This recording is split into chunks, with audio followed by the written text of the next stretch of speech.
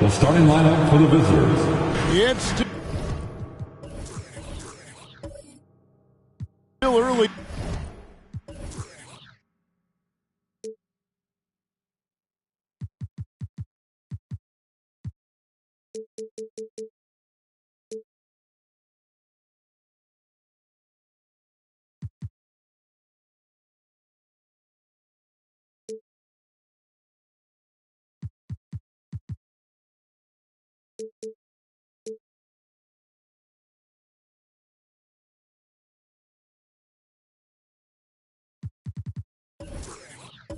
In the season, and teams are still trying to figure out rotations. Greg, what's it like to play in a game like that tonight? Well, for a lot of these guys, Kevin, it's all about jockeying for position, making an argument for minutes. You want to earn the trust of your coaches. And checking out Utah's opening lineup, they've got Rajon Rondo sharp out there with Smith, and it's Roy in at the 2 spot. He kicks it to Rondo. The pass to Smith. They set the pick from the arc.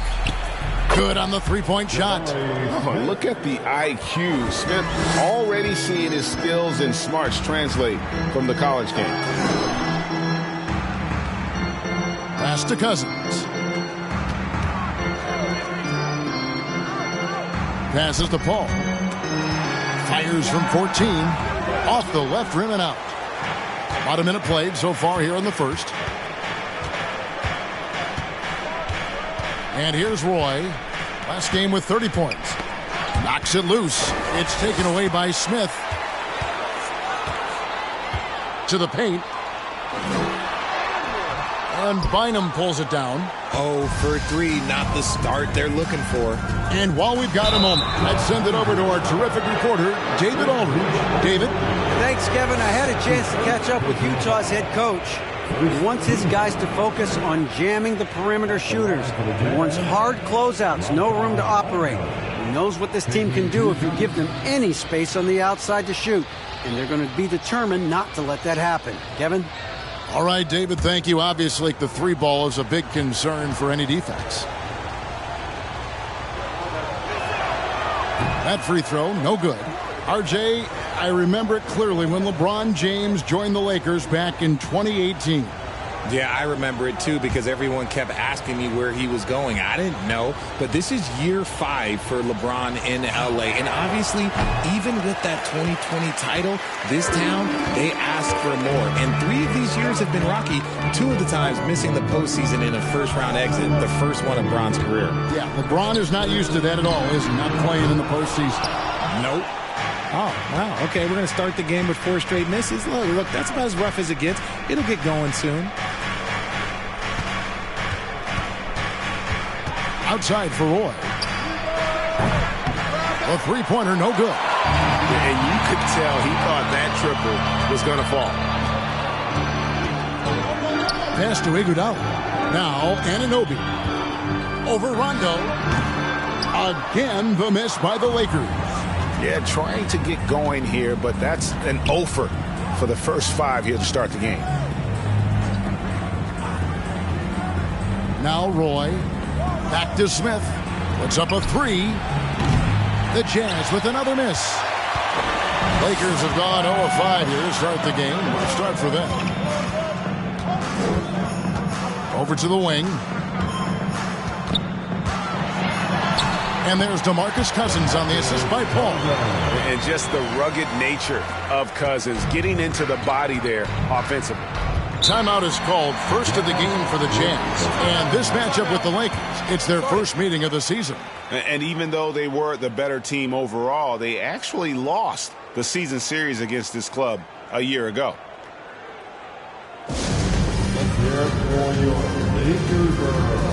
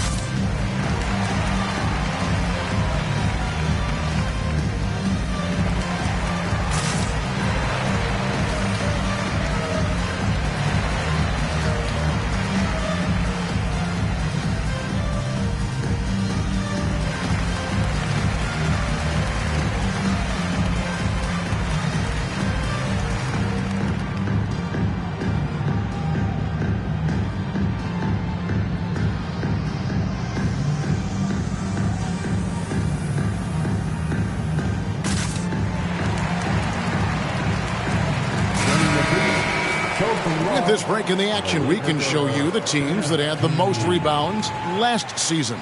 In third, the Jazz. It was really an impressive campaign for their bigs. And honestly, I think the whole team did a great job of getting bodies on bodies and controlling that defensive backboard.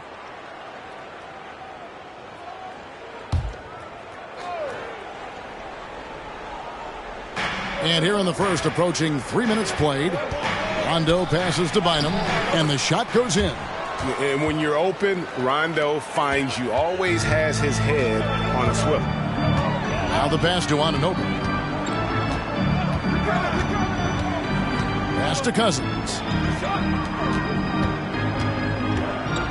Smith outside. Just 5 to shoot. Paul for 3, and Bynum pulls it down. Bynum's got rebound number 5 here tonight. Paul against Rondo.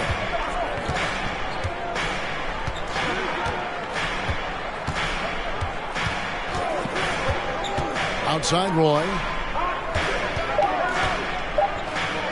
Smith on the wing. He's covered by Iguodala. And here's Cousins. He'll bring it up for the Lakers. And Jabari Smith, of course, with deep family ties, Greg, to the NBA. His dad being the OG Jabari. All these guys are in that 6'10", 6'11" range. So great bloodlines. Now Rondo following Chris Paul's three-point attempt. Roy kicks to Rondo.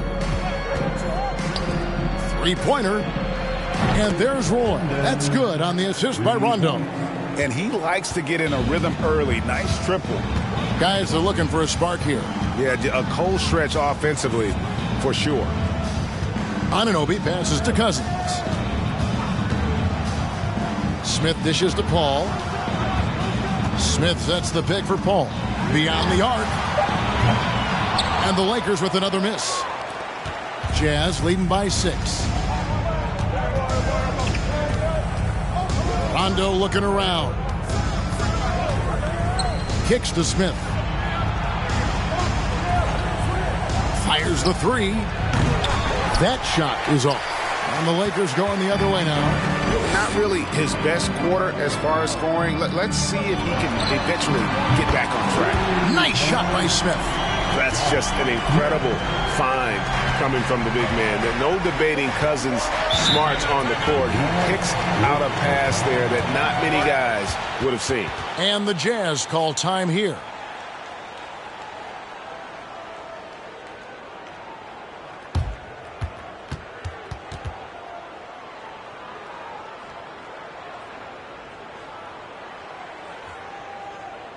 Welcome to the floor, the legendary, fantastic Laker girl.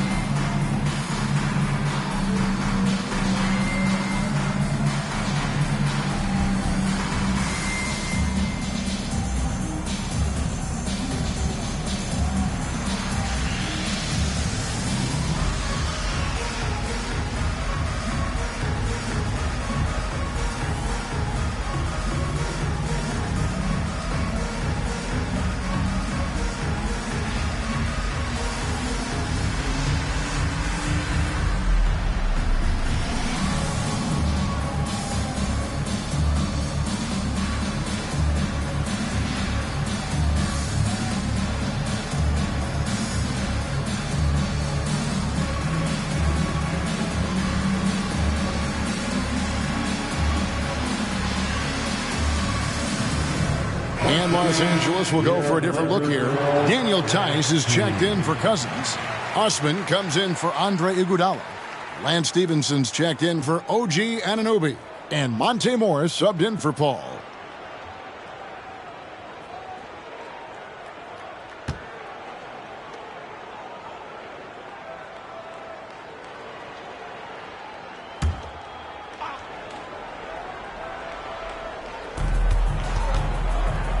Crowder dishes to Porter. It's Williams, high post. Nice ball movement by Utah. Crowder kicks to Barnes. 4 on the shot clock. Porter outside. Hits it from three-point range. Good to see Porter Jr. knocking down the triple. Needs to keep taking and making those shots. You know, GA, something you notice about this Jazz team, they love to shoot the three. Statistics tell you that, and they tell you that. And Kevin, not only do they love it, they do it well. The two, sadly, don't always go hand in hand, but these guys can really hurt you from range when they get going. Here is Porter, following the score by Josh Smith.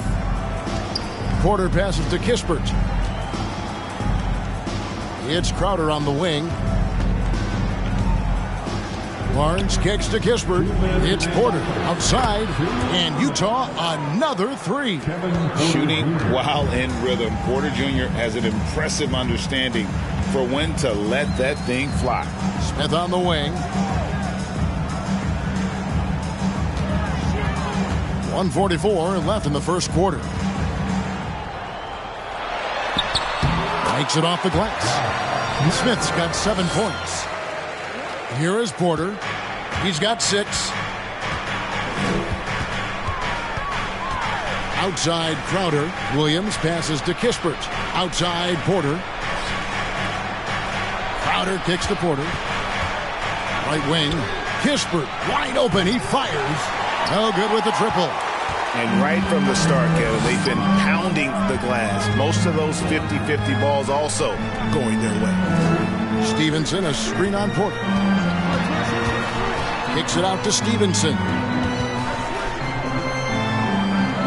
Passes it to Morris.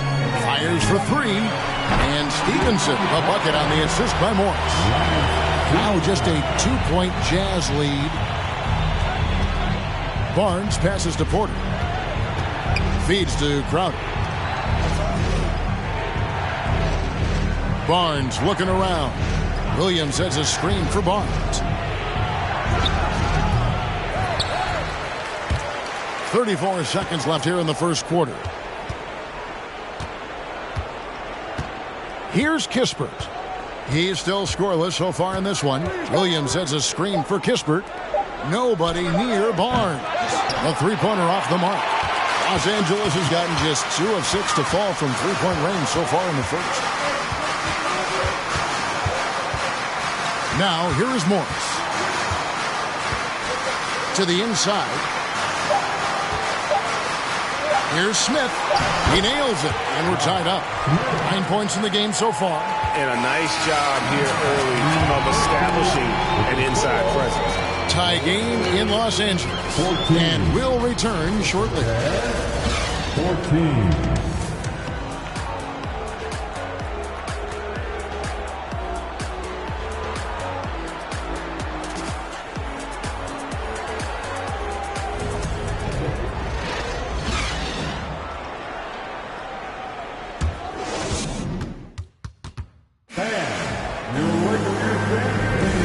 It's been a pretty even game here after 1 quarter of play. And taking a look at Los Angeles' performance here, what have they been doing or not doing? Well, in that first quarter, they were intent on just pounding the ball down low. And let me tell you, when you establish a physical edge, it gives you a mental edge too. We know the league's cracking down on those dangerous plays that risk a player's health. Why was that less of a focus when you played? That's a great question. I think it's smarter to approach the game this way. We don't want to have unnecessary injury because of guys maybe just taking it a little too far with physicality. So on the floor for Utah, they've got Smith.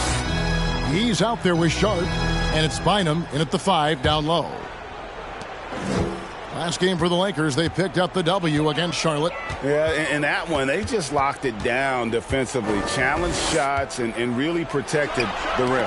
They were very disciplined on that end of the floor, staying attached to shooters and disrupting plays with their active hands. Now here's Rondo. A 17-point game for him in the win against Dallas. Outside Roy.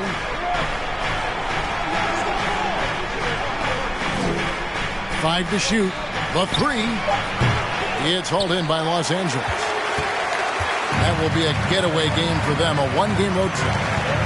Paul passes to Cousins. Quarter number 2. We're about a minute in. Anunoby kicks to Iguodala. Clark a screen on Smith. Iguodala with the bucket. Well, that's one way he can finish, but far from the only way he gets it done. He's got all kinds of tricks up his sleeve. Rondo against Paul. Rondo passes to Roy. Top of the key. That one doesn't go. And the Lakers take it the other way. Anunoby with it. He's picked up by Roy. Anunoby against Roy. Anunoby, good. And can't do much else. The strength of Anunoby comes in handy on those challenging finishes. Guys, they're looking for a way to score here. Yeah, they've had a tough time taking the lid off. Rondo passes to Roy.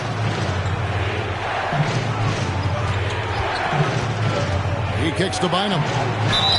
2 free throws coming up, and they call the shooting foul. And you know there aren't many teams with a more dedicated fan base than Utah. Jazz fans are behind their team no matter what. It's always striking, Greg, to see the bond between the Jazz team and their followers. Well, when you're the only game in town, people take the team to heart. And we see it in cities like Portland and San Antonio as well. The fans form that attachment to their team.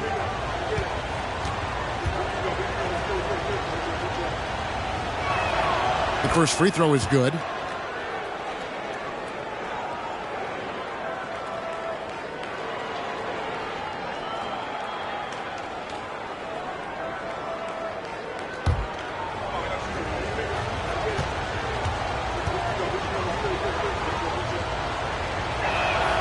And both free throws good for Bynum.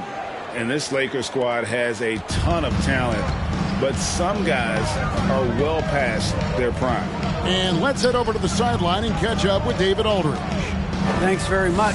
The Lakers are, of course, one of the league's storied franchises. And Magic Johnson was asked recently if they have the best all-time collection of players. He says it's not even close. Outside of Bill, we have all the dominant closers. Kobe, Jerry, LeBron now, Porter D. Come on now, it's just too many Lakers. Kevin, back to you. Well, he's got a point, David, and we thank you for your report. And what do you think, GA, is the next step for this Lakers team? Coming off a championship not that long ago, young firepower is surely needed. These older guys can't carry a team like they used to. Ball passes to Cousins. Down low. Anunoby kicks to Iguodala. Nailed from three-point land. Iguodala's got 5 now. And an eye for an eye. Both teams working to stretch the floor. This is today's NBA. Hey, we see this kind of exchange more often than not. And the Jazz call time here. And as the coaches go to the clipboard to outline their strategy during the timeout, the players getting a chance to rehydrate with some Gatorade. Let's keep it staying fresh all the way to the final whistle. And Kevin, it really is. And every one of these players knows it. They're all making sure to stay hydrated. It's impossible to play your A game if you're not getting enough to drink, especially towards the end of games when the physical toll of a long contest really starts to add up.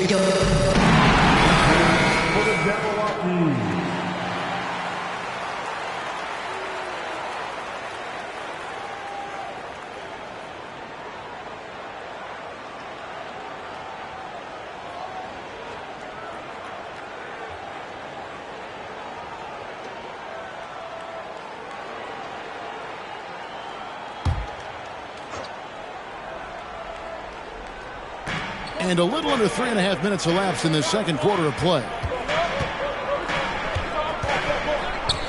Ball against Rondo. Smith outside for 3. They get it back. Bynum. That's his second shot and his second basket. He's 2 for 2. Hard work pays off with a rebound and a bucket. That's just great fundamentals. Ball passes to Iguodala. Cousins with a screen for Iguodala. The feed to Cousins. And he's fouled pretty hard on that shot, but he's got the chance to pick up the points at the line. Jabari Smith picks one up. And you got to love the intensity that Cousins brings, throwing his weight around inside and drawing the foul. Take a break. Take a break. 2 shots.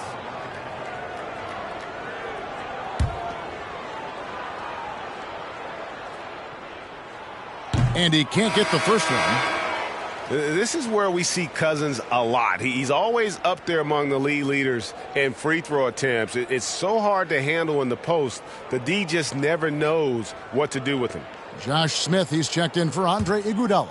And Utah also making a switch. Crowder's checked in. They can't make the second free throw either, missing both. Right here's a classic NBA question. Who's been the best franchise in league history? Celtics or the Lakers? Come on, Kevin. You are putting me on the spot. But I'd go with the Lakers. More superstars over the years. And I think that 2000s run with Kobe and company, that put them ahead in my estimation. Lance Stevenson's checked in for Los Angeles. Monte Morris comes in for OG Anunoby. And it's Bynum with the jam. And how about Porter Jr.'s court awareness? Excellent job finding the open man with the pass. Ball passes to Smith. To the middle. He's looking for Cousins and finds him. over Bynum, and it's Cousins. That time on the assist by Smith. Cousins has got the game tied up here for Los Angeles. And so it's Porter bringing it up now for the Jazz. They want to keep it rolling here following the win against Dallas. Yeah, and that one, their intensity on the offensive end was not matched by their opponent. That led to some easy buckets. And on top of probably having the better talent, they never let up. Great effort, great win. Paul with the ball, now guarded by Porter. Cousins with a screen for Morris. No good on the triple. Utah has gone 1 of 6 from three-point land in the second quarter. Less than 20%, but they've continued to let them fly. Smith against Stevenson. Porter in the corner. Sinks the triple. Porter's got 9 points. Oh, how about the vision from Smith? You have to know not just where, but when to deliver the ball. Paul with the ball. He's gotten some minutes, but nothing on the board yet. Driving the lane. Right on the bucket. Man, this guy is a scoring machine. I mean, I know I'm not the only one to describe him that way. And here's Smith. He has 6. Bynum with a screen on Paul. Porter passes to Bynum. Chris Paul grabs the miss. The Lakers trade. Morris looking over the floor. And there's a minute 45 left to play here in the half. Here's Cousins. And contact on the shot, so he'll be shooting free throws here. And Cousins lives at the line. Just applies tremendous pressure on the defense. What do you guys think so far about the offensive approach for the Utah Jazz?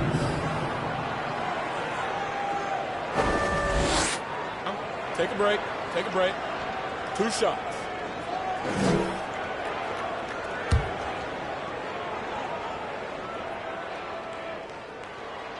Ties it up, and this next one could give them the lead. Eddie Osman, he's checked in for Los Angeles. Williams, he's checked in for Utah. Barnes comes in for Smith.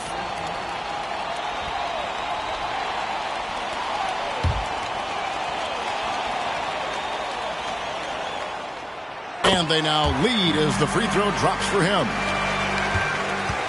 Utah shooting under 40% all in all for the game. Porter passes to Barnes. And out of bounds as the Lakers gain possession. And with Kevin Porter Jr. and Michael Porter Jr. and Otto Porter Jr. Guys, I'm sensing a pattern here. It can even get a little confusing at times, but no relation that I'm aware of. They're just Porters, Juniors, and quality NBA players. Daniel Tice is checked in for Los Angeles. And it's Smith missing. And the rebound battle split evenly thus far. Barnes finds Porter. Back to Barnes. Right side, Porter. Clock at 6. And here's what the schedule looks like for the Los Angeles Lakers.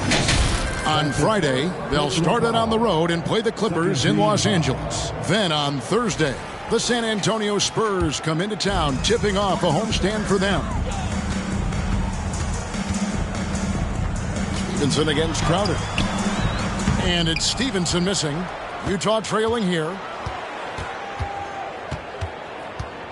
Barnes outside. Here's Porter. Good, and it's Barnes picking up the assist. Porter's got 11 points. A springy guard, Porter Jr. can rise up with the best of them. Smith outside.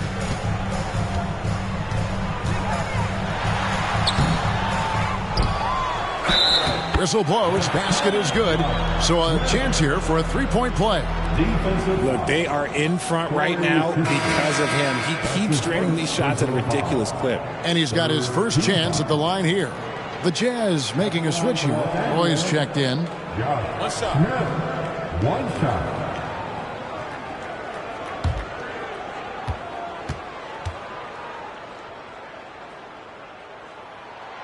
The free throw drops for Josh Smith.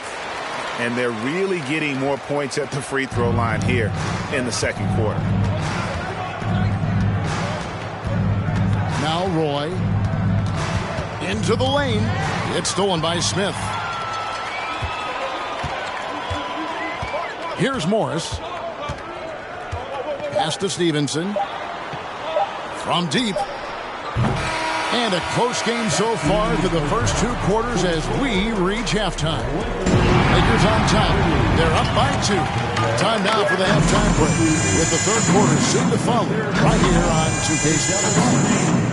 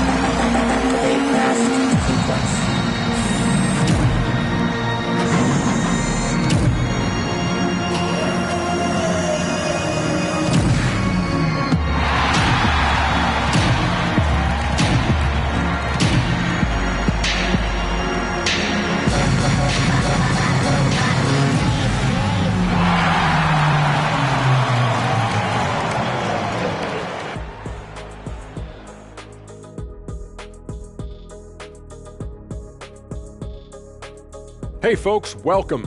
The Lakers wrap up the first half in what's been a closely contested game so far.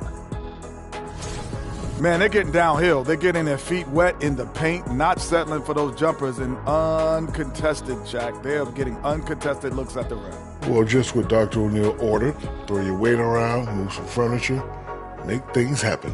Move some furniture. There's going to be some furniture moving in here. You keep talking crazy to me over here. Kenny, wake up, you're dreaming. Okay, time to discuss the first half of this one. Specifically, which guys are leading the charge for their teams? Great battle between these two. They take a lot of pride in how they approach the game, and it seems like they're playing with extra enthusiasm tonight. Yeah, those elite matchups, man, they can bring the best out of you. Thanks for joining us. Now let's toss it to Kevin Harlan for the start of the second half.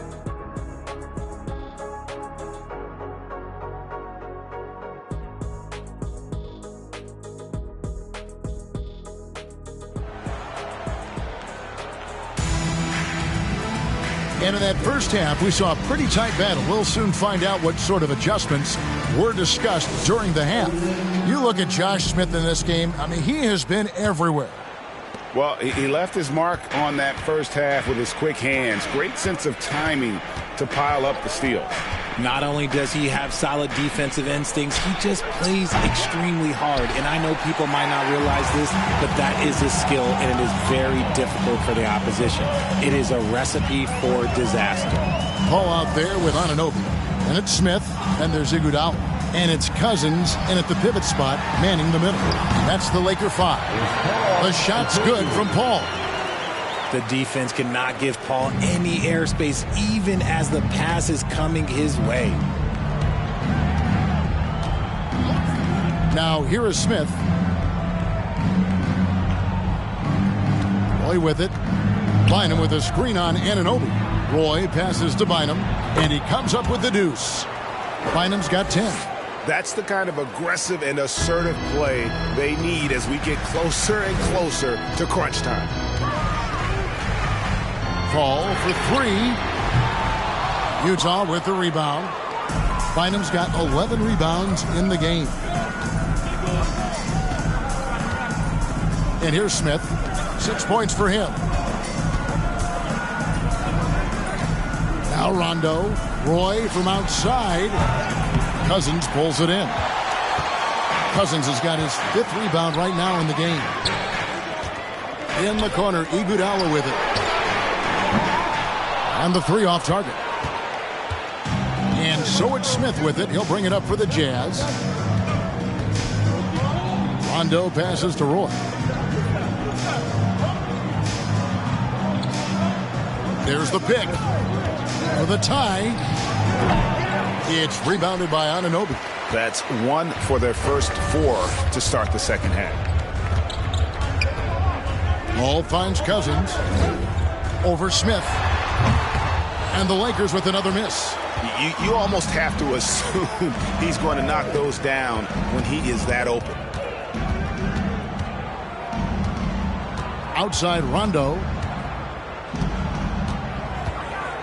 And there's the pass to Roy. Utah the rebound. And the rejection by Cousins.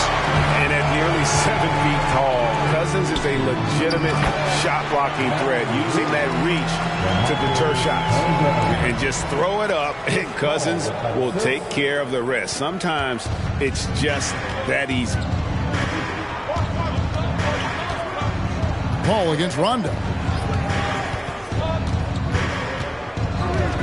Right around 3 minutes into the second half. Smith dishes to Rondo. Shot clock at 5. And it's Bynum with the jam. And Rondo is a dime dropper. One of the best passing point guards our game has ever seen. Paul kicks to Iguodala. Back to Paul. Here's Anunoby. He feeds it to Cousins. Over Bynum. And there's Cousins. That's good on the assist by Anunoby. Cousins has got the lead up to 4 now for Los Angeles. They could use a big shot here to get this offense going. Too many empty possessions. Right now, they need a basket. And with his team trying to trim this margin, his struggles this quarter, they're not helping things. They get it again. Here's Iguodala. Smith with the defensive effort. Jazz trail by 4.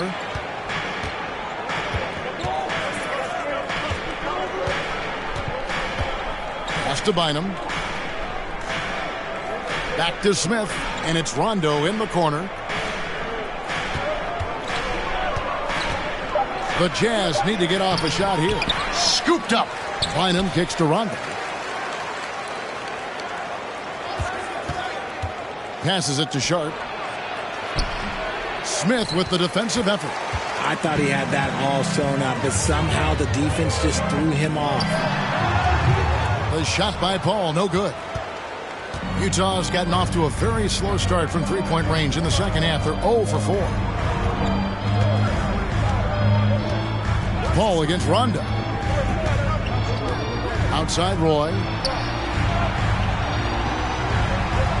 Bynum sets a screen for Roy. And a miss there on the triple.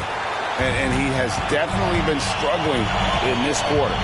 Yeah, he needs to mix things up on the offense. He simply just can't keep missing shots at this rate because he's destroying his teammates. Now here's Roy.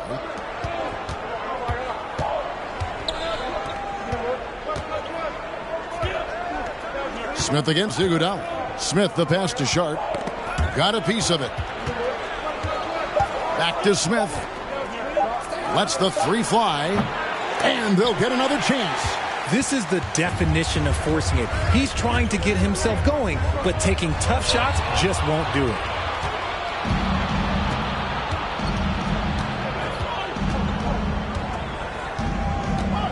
Kicks it to Roy. They could use a bucket. Rebounded by the Lakers. Smith's got rebound number 8 now on the night. Some people could say he's struggling on offense this period. I like to think of more of drowning. Just can't seem to find his confidence. He had a nice open look right there. Iguodala's got his 3rd basket of the night. And this is what Paul is known for. He is a shrewd distributor with a pass-first mentality. And the Jazz call time here.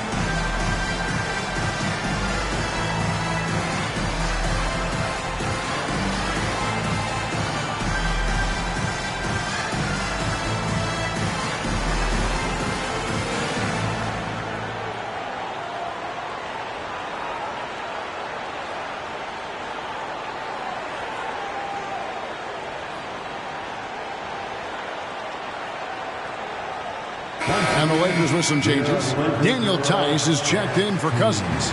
Brandon Clark comes in for Josh Smith. And it's Jetty Osman in for Andre Iguodala. Williams, he's checked in for Utah. Scotty Barnes comes in for Sharp.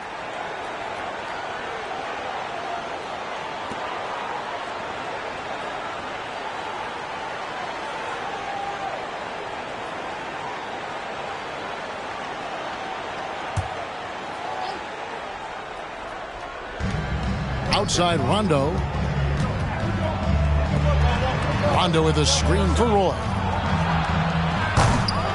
Utah the rebound.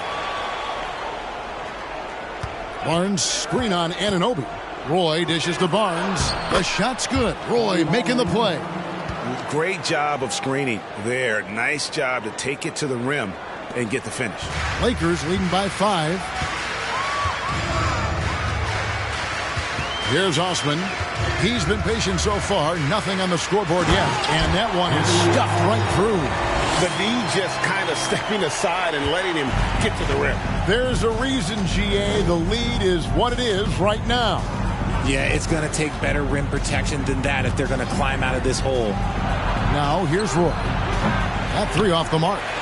Oh, wow. He's yet to score this quarter. And it's not for a lack of trying. They just need him to make something. No good from Clark. Jazz trail by 7. Rondo with it. Barnes outside. Pass to Smith. Nice ball movement by Utah. Again, Roy missing. One made three for him for the game. Does he focus closer in? Let's see. Clark, the pass to Paul. Oh, and there's the alley-oop. And Tice throws it down. Oh, and the lead gets bigger on a ridiculous offensive sequence. That dunk alone would have been spectacular. Never mind it coming at the end of an alley-oop. Now here's Rondo. Smith outside. Takes the three. It's Clark with the rebound. And Clark has got the ball here for the Los Angeles Lakers. They lead by their biggest margin of the game, 9. Ball outside. There's the triple. It's always good to see Rondo being active defensively, more than capable of shutting down his man. And that's going to do it for the third quarter. Lakers lead by 9. And we're coming back in just a moment. Get ready for the fourth quarter of action when we return.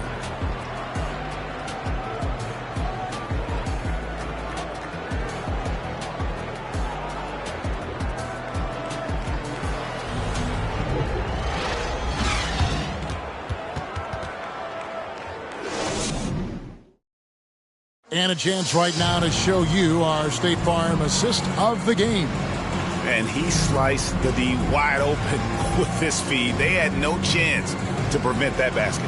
That's an unguardable pass, flat out. Give him credit for possessing that type of vision.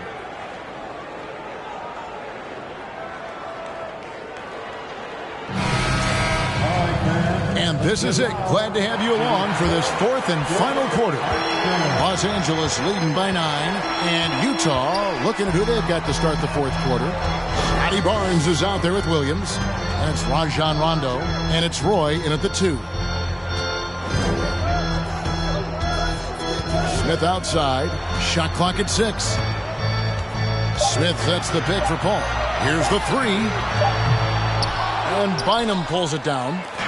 Bynum's got rebound number 13 with that last one. It hasn't been his best game, but his team is still doing just enough to be up.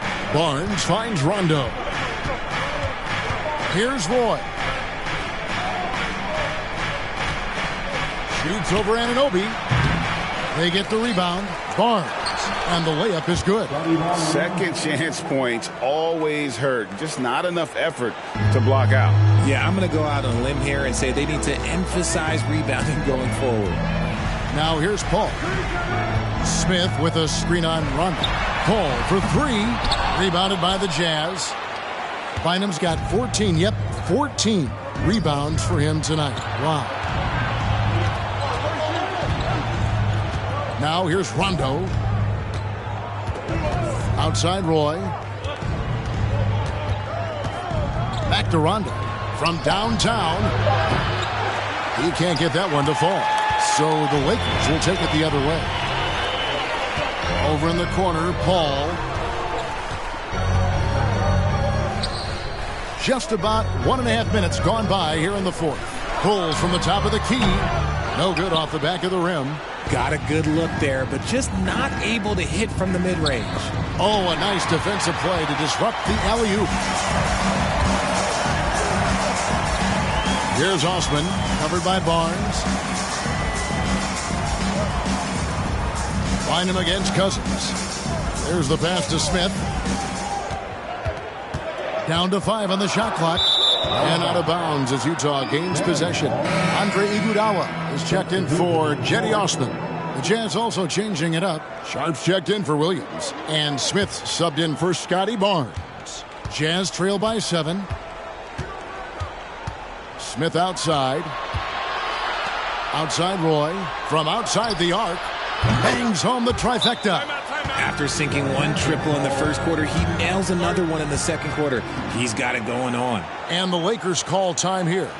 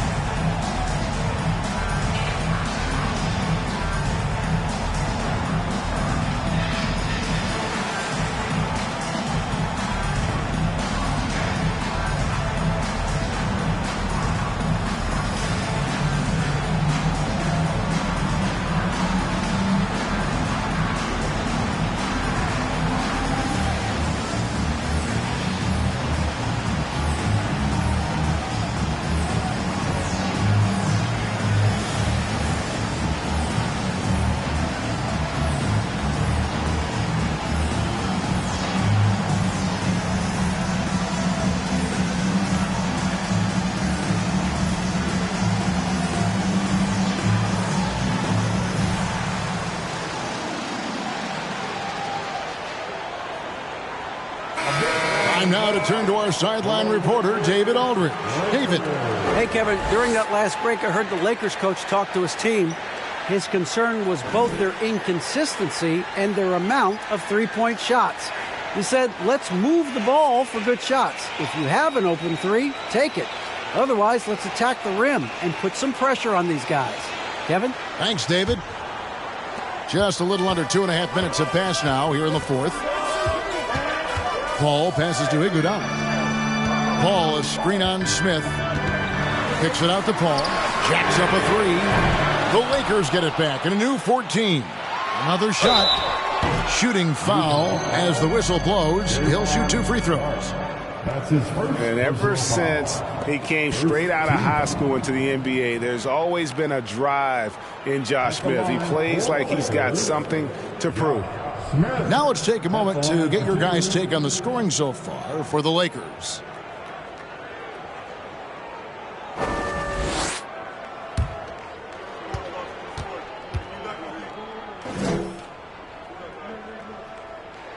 That free throw missing.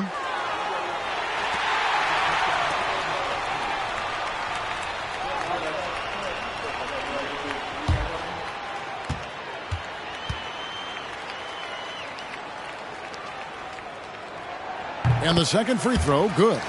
Not perfect, but that opens this up to a 2-possession lead.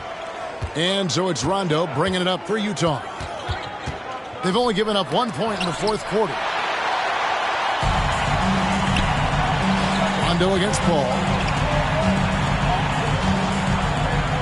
Shoots from the baseline. Here's Cousins.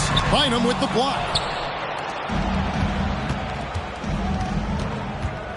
We're in the final quarter of play here, 3 minutes in. Rondo against Paul. Smith outside, shoots the three. It's hauled in by Los Angeles. And the well is running dry for him right now. Nothing falling. Yeah, and the risk now is that he gets inside his own head. Time to take deep breaths in through the nose, out through the mouth, and let the game come to you. Count that one. And fantastic body control from Andre. Not an easy one there. Jazz trail by 7. Rondo with it. He's picked up by Paul. Pass to Roy. Shoots it up. And it's good, coming on the assist by Rajon Rondo. Rondo's got his 5th assist in this one. Inside. And Smith with the stuff. Oh, phenomenal alley-oop slam there. They are taking advantage of a team that looks lost out there. Out to Smith. Three-pointer. Gets it to go from beyond the arc. They've given up a lot of three-pointers here today. Lakers leading by 4. Passes it to Smith.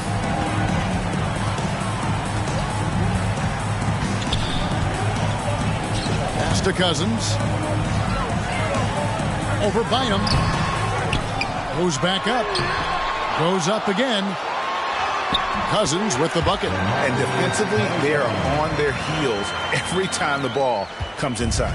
Jazz trail by 6. Smith outside. It's Roy on the wing. Offensive rebound. Boy, you can see his struggles from the field, and I think it's really starting to get to him. And Cousins kicks to Paul. And here's Iguodala outside. Here's Cousins. Goes back up. Misses at the rim. Well, despite some uneven shooting from him, they're still out in front. Here's Roy. Rebound the Lakers. Cousins has got rebound number 12 here already in the game. And the pass to Smith. And that'll be 2 free throws coming up. Officials on the call with the foul. That's his 2nd personal foul. 2nd team foul. At the line for the Lakers, Josh Smith taking 2 shots.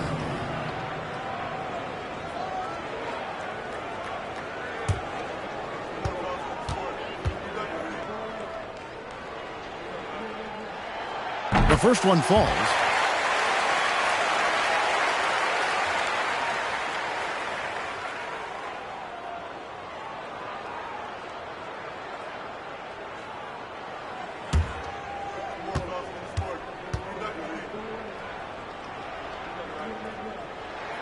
And Josh Smith drops them both. Jazz trail by 8. And here's Roy.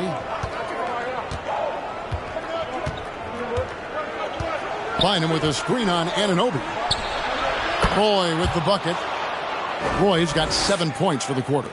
Los Angeles has gone ice cold from three-point land, 0-4 since the start of the final quarter. Bounce pass from Paul. Cousins, the pass to Paul. Screen by Smith. Paul finds Smith. And the call on the shot that sends him to the line. His 3rd personal foul. 3rd team foul. At the line for Los Angeles, Josh Smith. 2 shots.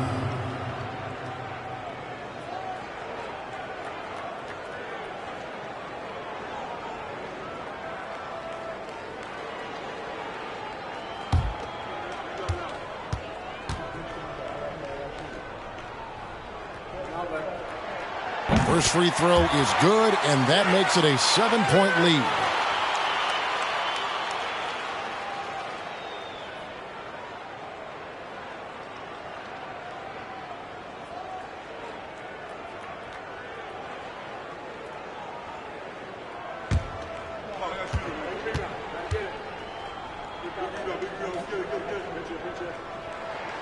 And he hits both free throws here. So now it's an 8-point game.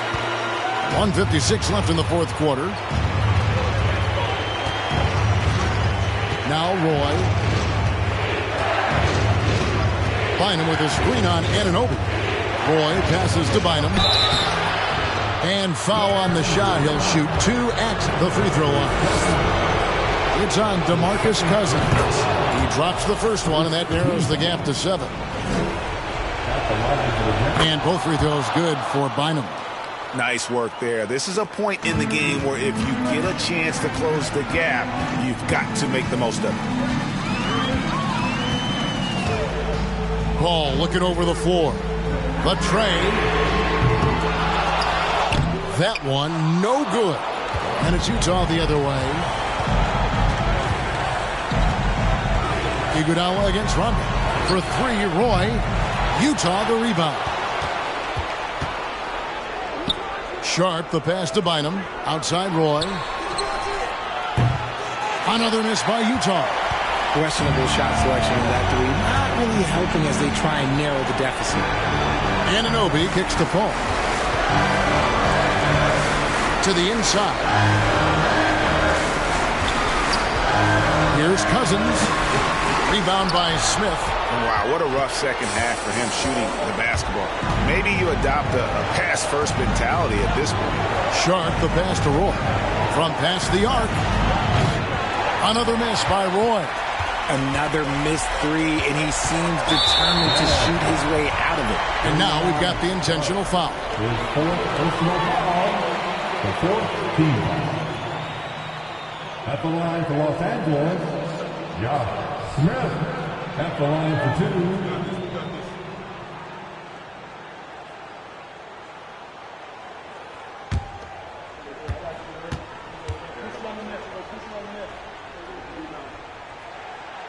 Gets the first, and that makes it a 7-point lead.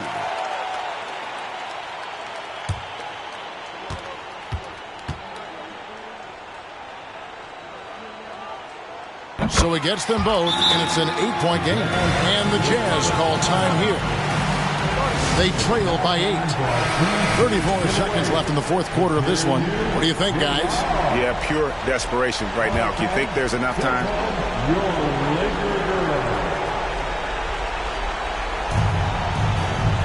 Roy from outside. The Lakers with the rebound. You know what? He's got to look to get other guys involved. The 3-point stroke is off. And a wide open look for Iguodala. And he can't extend the lead to double digits. And it's Smith with the ball. He brings it up for the Jazz. Trailing here by 8. Launches it. Paul grabs the board.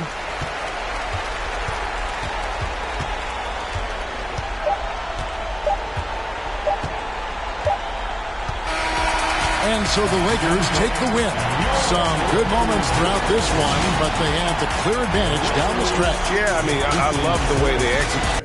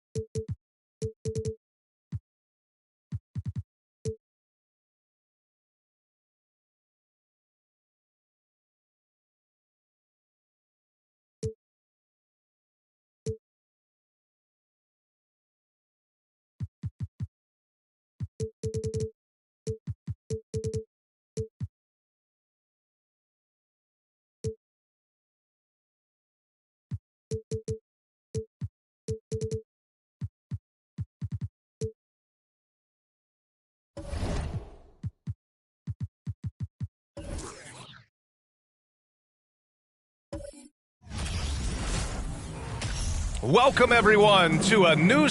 Well, Clark, I think I...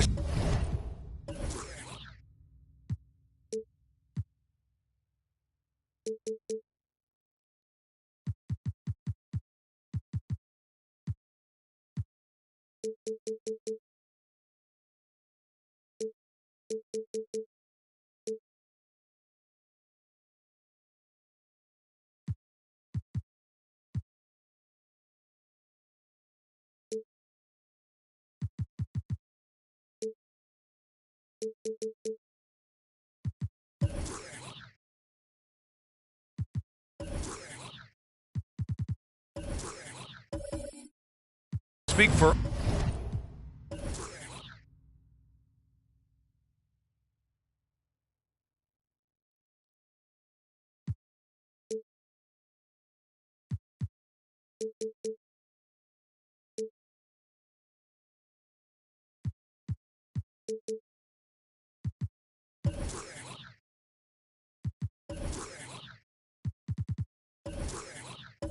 all of the NBA family in saying that we are eager to get this season underway. Always, B8. You know, we love the fact that each new season brings a clean slate for everybody.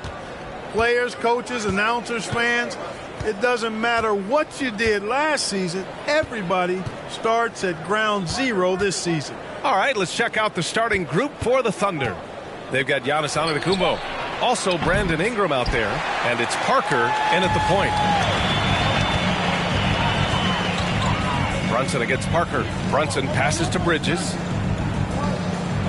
Jacks up a three. And the rebound goes to the Thunder. Now here's Ingram.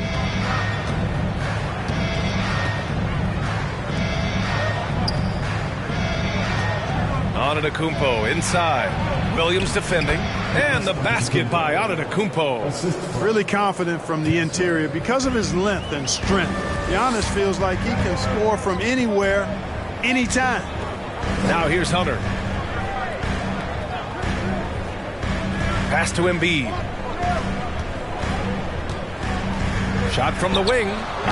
That shot off. So Oklahoma City will take it the other way. And this game, the first chance they've had to see Denver. For three, Powell. The rebound by Embiid.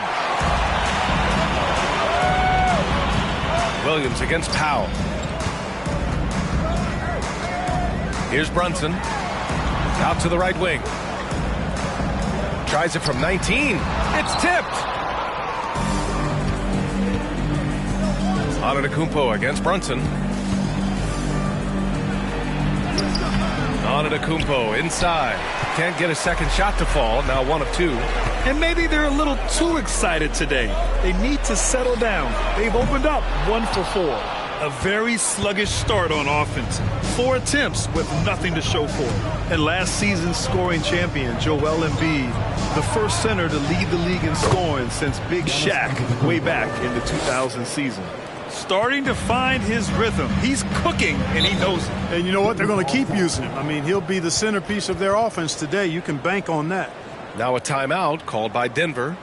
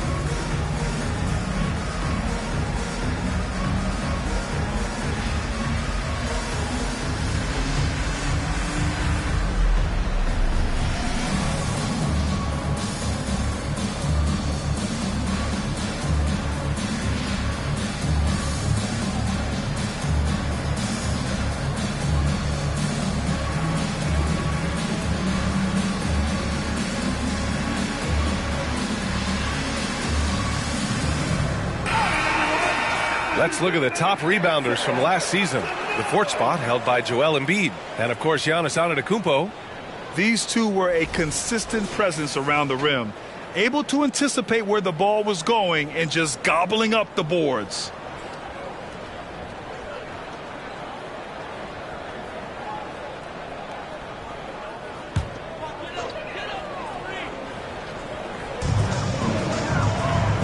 Bridges outside. Here in the first, just under 2.5 minutes played so far. The leaner. And another miss by Denver. I mean, just a tough start, missing their first 5 shots. Parker outside. Pass to Antetokounmpo. Shoots over Bridges. Cash money from 16 feet away. Antetokounmpo has got 6. The Nuggets trail.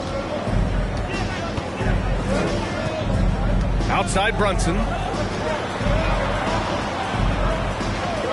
Ingram against Bridges. And here's Embiid.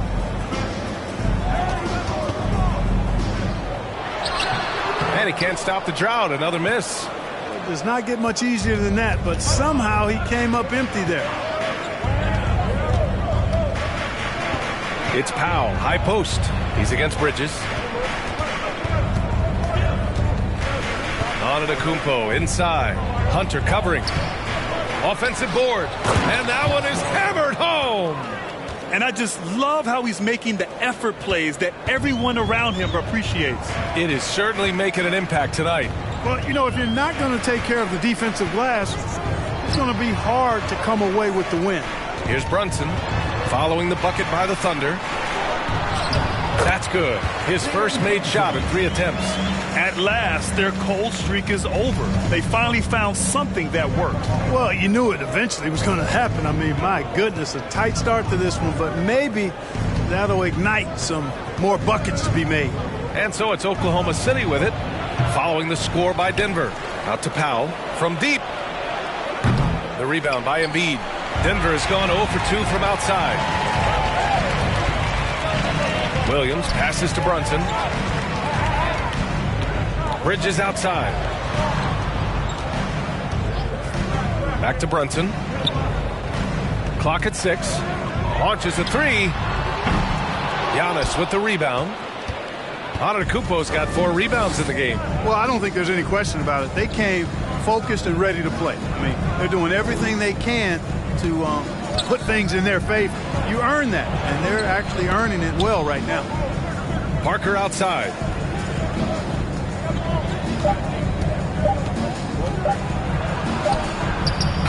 And it's good with time running down on the shot clock.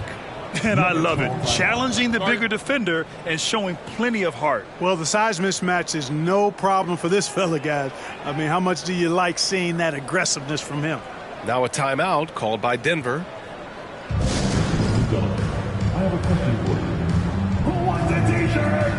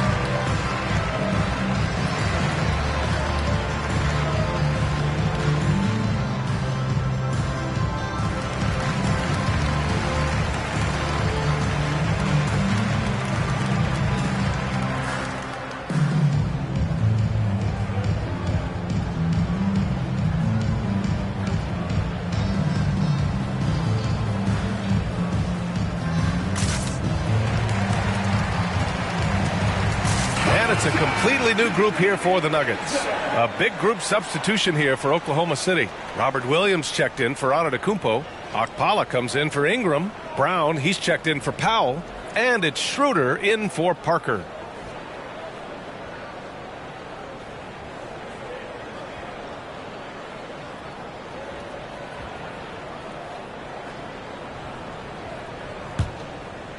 Denver has gone 0 for 3 from downtown. Yeah, and despite being the youngest team in the league, the Thunder have been solid defensively the last couple of years. A great sign going forward for this franchise. Already +5 in terms of rebound margin. Pretty clear they're dominating that area. They've come out with a lot more energy and effort so far. Trent against Schroeder. Trent, the pass to Curry. Hachimura with the ball. Pass to Curry. Beyond the arc. The shot no good. Here are the Thunder with the ball. A big stretch here going. 10-2. Schroeder with it. He's picked up by Zubac. It's tipped. And here is Williams. Hachimura covering. 5 to shoot. Pulls it. No good off the back of the rim. And looking at this Oklahoma City roster, what makes them so good on D? Well, they have loads of length. The Thunder have made a point to draft players with huge wingspans, making things difficult for opponents scoring-wise. Now here's Curry. Now quiet so far offensively, searching for his first points of the game. The Thunder have gone 5 of 12 in this first quarter.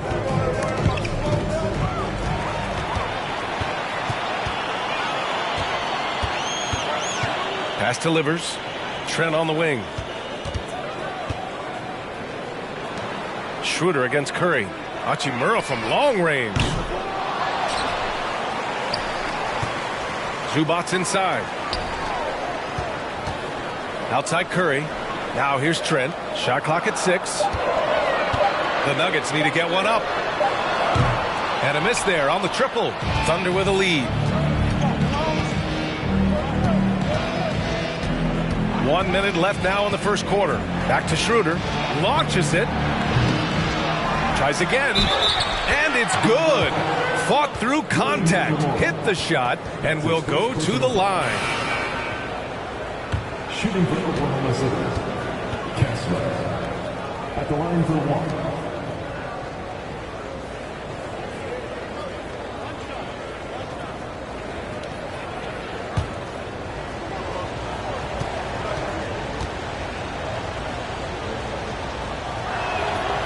Free throw, no good. And guys, over the last several years, Denver's been top 10 in offensive rating. Now, they played a slower pace, but made the most of their possessions. Now here's Curry. Still getting warmed up offensively. No buckets yet in the game from him. Trent against Brown. And here's Curry for 3. The Thunder pull it in. The way they've gotten after rebounds has been impressive. Yeah, sensational is a really good word for it. They're tearing it up on the glass. Shot clock and game clock separated by less than 6 seconds. And they recover it. Kick out to Brown. Pass to Akpala. Trent against Brown. And here's Schroeder outside. No good there. There's the block. And so it's the Oklahoma City Thunder ending the quarter up 10. Defense is setting the tone. We'll be right back after this word.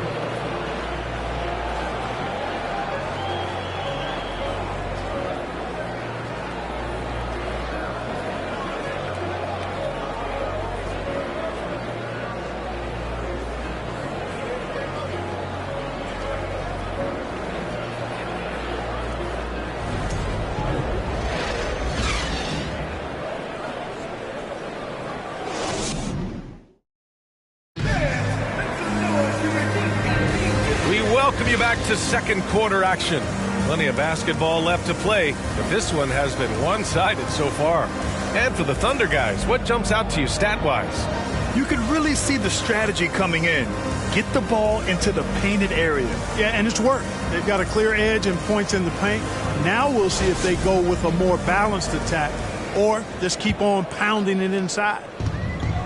And Denver has possession. It's a 10-point game. On the floor for Oklahoma City, getting going in the second. Brandon Ingram out there with Giannis Antetokounmpo. Then it's Norman Powell, and it's Parker in at the point guard position. Hunter, good. You know, a feed like this shows you how well-rounded Joel Embiid's game is becoming, and What a good teammate he is. He's not just looking for his own. Parker finds Antetokounmpo. Can't get it to drop.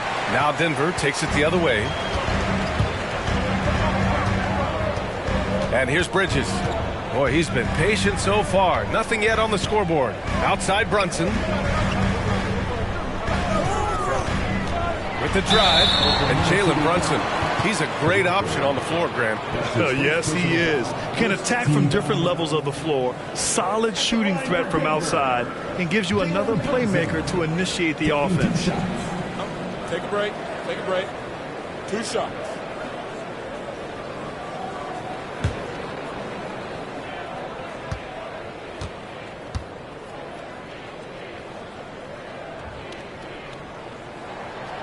No good on the free throw.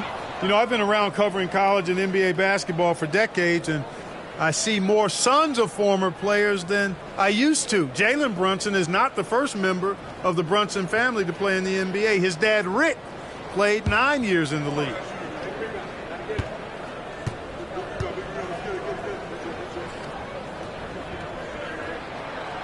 And he's good on the second. And Oklahoma City shooting around 35% from the field so far. Parker outside.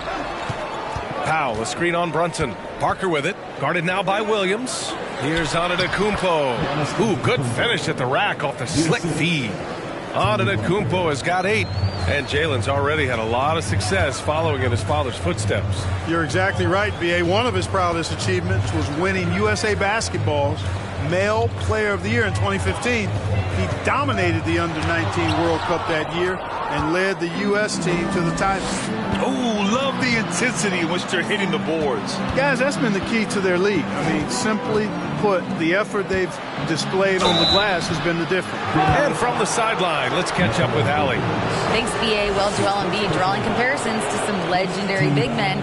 He said, quote, "I want to be mentioned as one of the greats. That's my goal. And obviously being a Hall of Famer. But you've got to take step by step, one day at a time. It's going to take a lot of work, and I'm willing to put it in. Guys?" Now he's well on his way, Allie. Thanks.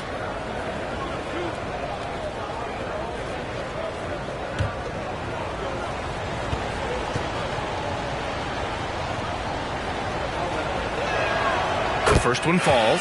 You know, Grant, sometimes with certain flagrant fouls, you'll hear people say it was a dirty play, but not a dirty player. But when does it become both? Well, we all understand, B.A., dirty plays aren't good for the game, but sometimes a flagrant foul will happen. A lot of times, though, you have to factor in a pattern of behavior.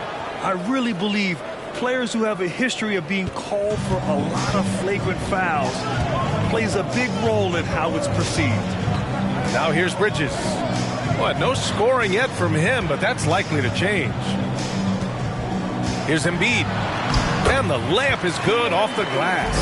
You see why they go to Embiid in close. I mean, he's more than capable of getting it in the hoop. We're now about 2 minutes into the second quarter. For 3, Powell counted from distance. Boy, that was a thing of beauty by Parker. For Denver, they've got 2 of 3 shots to go in the second. Out to the right wing. Fader on the way. And there's Embiid. That one's good. And the assist by Brunson. Embiid's gotten his second bucket of the game. And the Thunder shooting the ball at around 42% for the game. Powell against Williams. And here's Ingram from the arc. And again, Oklahoma City with a triple. You know, Ingram is somebody you have to watch closely on the perimeter because he's improved his outside shot so much since coming into the league. Now here's Bridges. Pass to Embiid. Uses the glass to finish the layup. Embiid's got 6 here in the quarter. Really starting to find himself now, guys, after getting shut out in the first quarter. Powell passes to Parker. Williams with the screen. And Embiid with the block. Incredibly light-footed at 7 feet tall. Embiid can cover a lot of ground defensively. A remarkable defensive play. The replay showing once again the tenacity on that end. Yeah, I love that they maintain the defensive energy even when they're behind.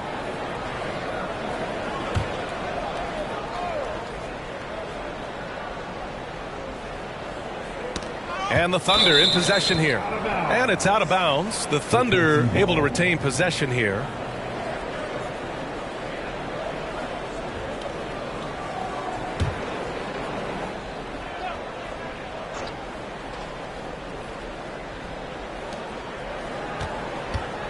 Here's Ingram. And it's Oklahoma City scoring again. Pick works well there, but the defense left a lot to be desired. Yeah, that's not the defense you need. You got to be tougher defensively. Now here's Bridges. Well, he hasn't scored yet, but I'm sure that'll change. Here's Embiid. And again, it's Denver converting. No misses for him yet in this quarter. Solid as a rock. Screen by Antetokounmpo. It's Parker on the attack, and it falls. 2 for 3 from the field so far. And trust me, when the D's slow to react, he'll be the first guy to make them pay. Boy, the defense looks shell-shocked. I mean, they're on the ropes right now, on their heels. Now here's Bridges. Here's Embiid. And it's Embiid again missing. I'll tell you what, they've rebounded the ball tremendously well. Yeah, you look across the board, it's actually sizing up, shaping up to be a great game. I mean, strong performances throughout, and they've really been strong on the glass. Wow, that type of finish is just deflating right now for a team that's trying to make a comeback. Ouch. That's certainly a big-time finish right there. It was one big exclamation point, or maybe even a question mark. And guys, I know there are a lot of questions right now defensively for this team. There's no doubt about that. Here's Powell. The Nuggets getting their last shot to go. Outside, Williams. Powell outside. The three-pointer off the mark. Even with every shot clanging off the rim, he seems determined to keep hoisting up these threes. It might be time to get inside of that arc. Now here's Bridges. Well, he hasn't put up any points yet in this one. Brunson with it. Parker picks him up. Just 5 on the clock. Williams from long range. Good. And the assist to Embiid. This team looks to him to score the ball. They feel good when he's taking the shots. This is really amazing. I mean, from March 1st, 2014 to October 26, 2016, Joel Embiid didn't play in a basketball game. 31 long months rehabbing back and foot injury. Now here's Williams. Embiid inside. Working on Williams. Embiid can't hit. The Thunder have gone 6 of 11 here in the second quarter. Powell passes to Parker. Antetokounmpo, a screen on Bridges. Parker finds Antetokounmpo. And the jam by Antetokounmpo. Superb initiative from Antetokounmpo. I mean, that may be something we overlook, but being able to take that initiative allows him to be a real menace when he's rolling to the rim after a pick. Now a timeout called by Denver.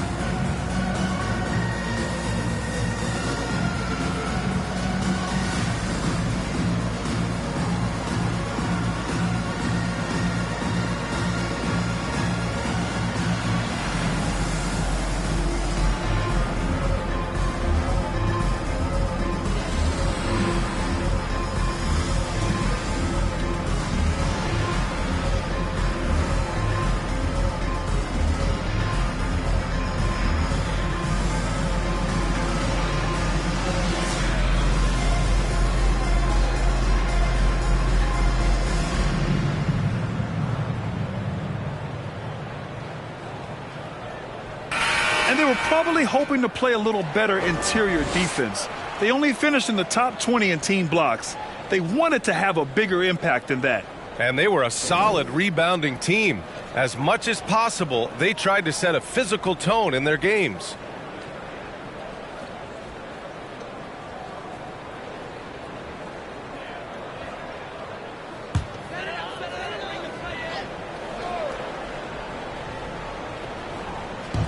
.152 left to play in the second quarter. Pass to Trent. Here's Curry. Hachimura with the ball. Trent on the wing. 6 on the shot clock. Hachimura, the pass to Curry. Puts up a 3. Here's Zubac. Antetokounmpo grabs the board. Antetokounmpo has got his 7th rebound here tonight. You have to credit their effort. I mean, they've done an amazing job on the glass. And it's been a well-rounded performance. I mean, strong rebounding has certainly been at the center of it, but it's been good on a number of levels. It's good. He's getting it done offensively, making winning plays at every turn. Everybody knows Giannis is elite, but just in case you have any doubt, he's got a trophy case you need almost the whole team to lift. Okpala, he's checked in for Oklahoma City.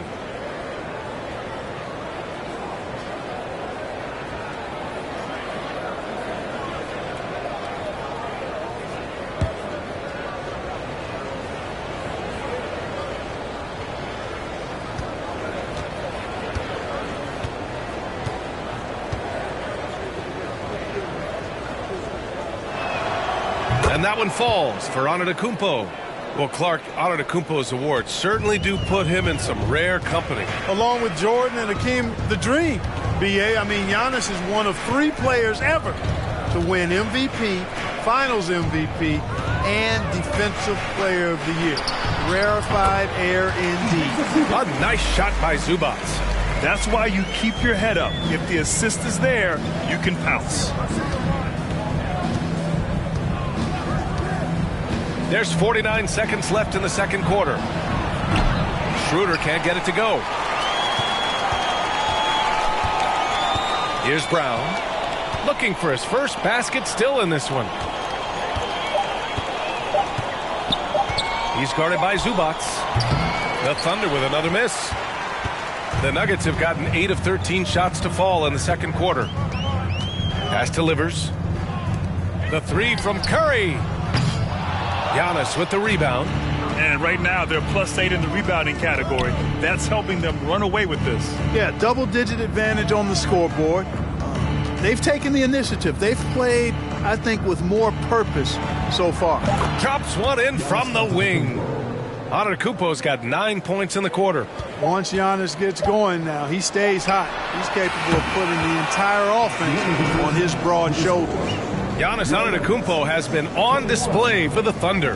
He had solid production this quarter with scoring and rebounding. Well, now a minute to check in with Allie LaForce. She's courtside. Hey, Allie. I'm with Coach Mike Malone. Coach, how concerned are you by the lack of urgency and execution in the first half? Yeah, very concerning. You know, our starters weren't ready to play. They jumped us, tried to go to our bench, get them in the game. They took us out of our offense. So we didn't really have any flow on either end of the floor. You have to get back to being you in that second half. Thanks, Coach Malone. Thanks, Allie. After the break, we'll see you right back here to begin quarter number 3.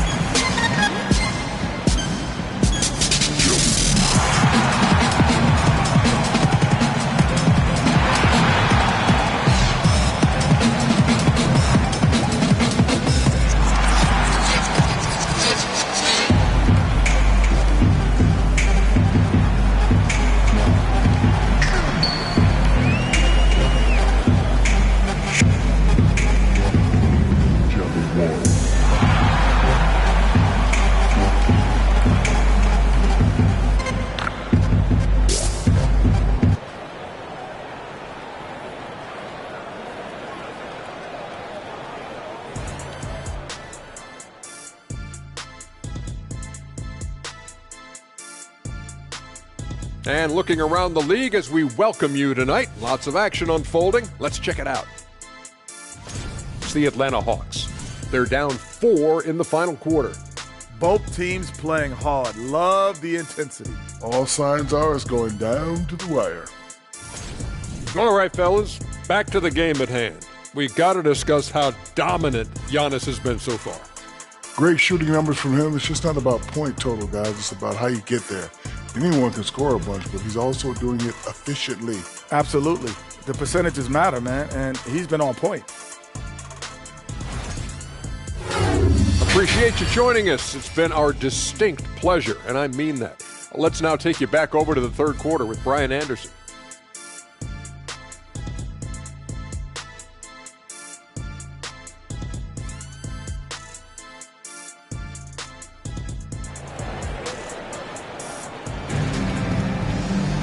And there wasn't too much drama in the first half, but maybe things will tighten up here in the second. It's been a clinic out there by Giannis Antetokounmpo. And in the first half, he dominated in the post. He got the looks he wanted and was able to execute. Yeah, you know what? I think he's doing exactly what he has to do. Using his body, shaking off contact, and then finishing at the rim.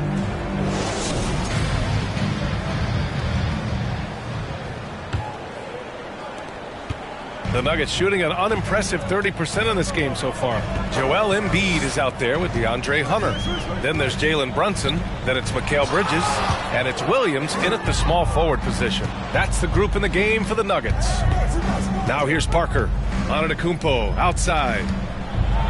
And Antetokounmpo with the jam. How about the flash by Antetokounmpo? I mean, just an insanely talented athlete who loves to punish that rim. Embiid misses. And they're up considerably because of their efforts on the glass. Yeah, rebounding has been a big key in this one. They've asserted their will and have taken control on the glass. Now here's Antetokounmpo. He gets it to go again. 9 for 13 so far. Looks like we're starting to see a pattern here. Not afraid to get in the paint and get wet. Well, I agree with you. 4 of their last 5 baskets have been exactly of that variety. Powell against Williams. Pass to Embiid. From 8 feet away, the bank shot, no good. Well, that's a rare miss for him inside. He may have just rushed it a bit, maybe lost concentration too. Well, when we talk home court advantage, you think the Nuggets have the best in the NBA? I think so, B.A., and it has to do with geography. Denver is at altitude, and that's hard on your body, trust me, I know. And they're isolated from the rest of the league, so it always is a long trip out there as well. Shooting for Oklahoma City, Giannis Antetokounmpo, taking 2 shots.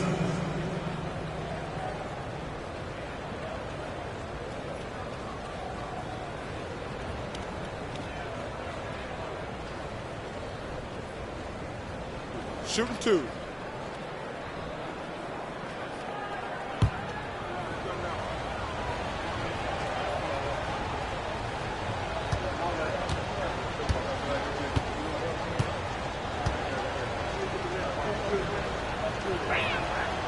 That free throw, no good.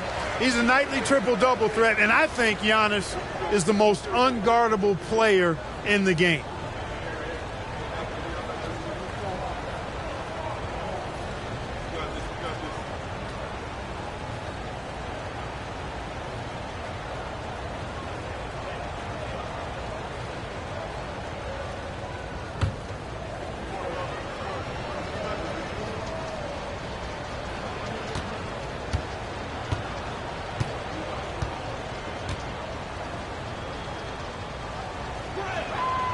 And he can't hit the second. The Nuggets have gone 0 for 3 to start the second half. Powell against Bridges. Back to Brunson. 6 to shoot. Here's Embiid. Goes back up. And the officials whistle a foul on the shot. The bucket is good, and he'll go to the line. Well, they get 1 to drop. A little relief after 4 straight misses to start the half. 1 shot.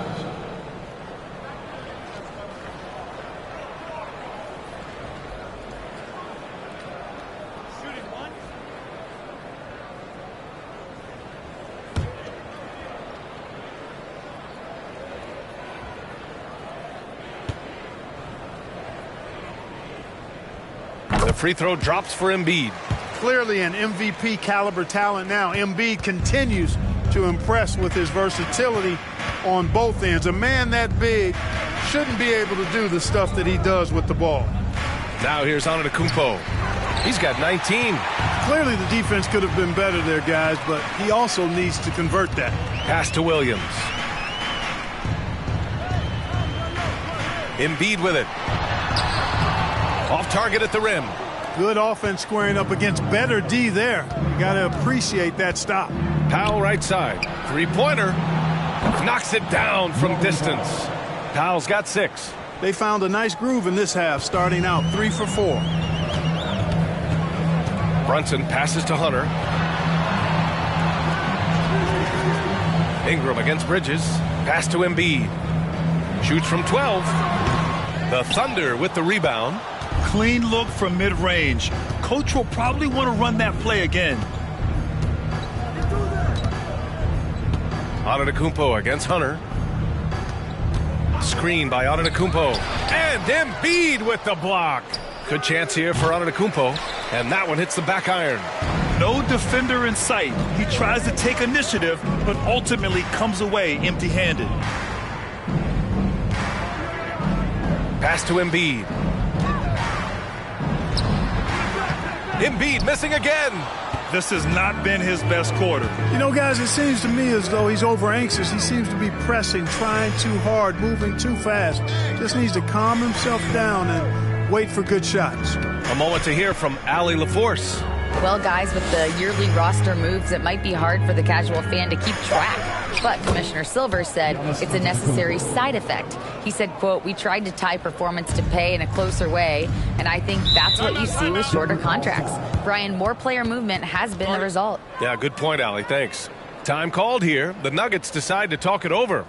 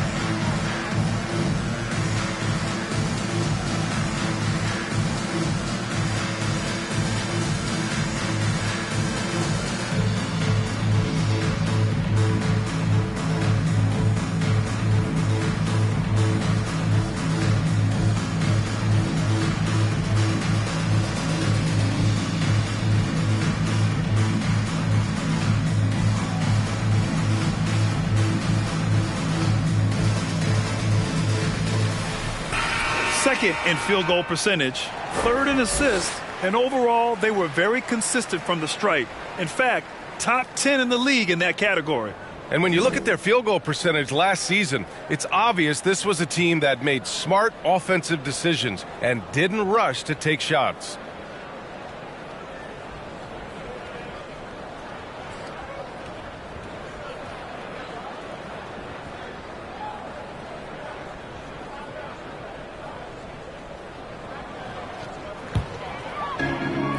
We've gone about 3.5 minutes here into the third. Pass to Hunter. And here's Brunson. Now Embiid. He's got 13. And he comes up with a bucket. Embiid's got 15 points. How about the soft jumper of Joel Embiid? When the ball comes out of his hands like this, you feel like it's going in every time. Now here's Parker. 6 points for him. It's Powell on the wing.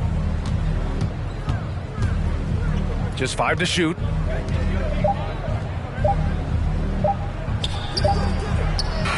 And the 3 off target.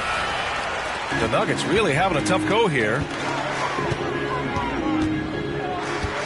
Outside, Williams. To the right side.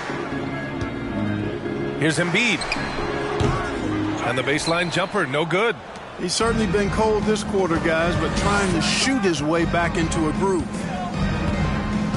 Pass to Parker. Powell, a screen on Brunson. Here's Parker.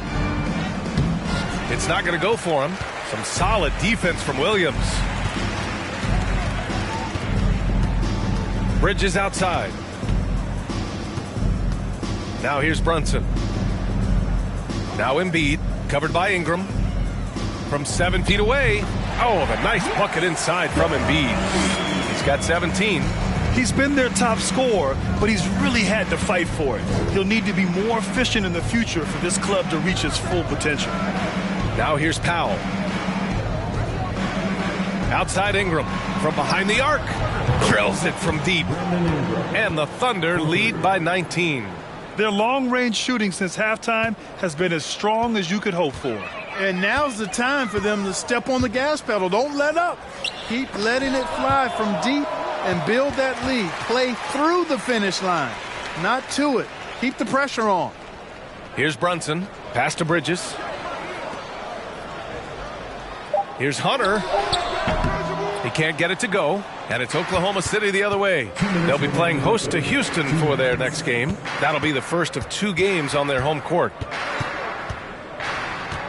Here's Parker. Back to Ingram.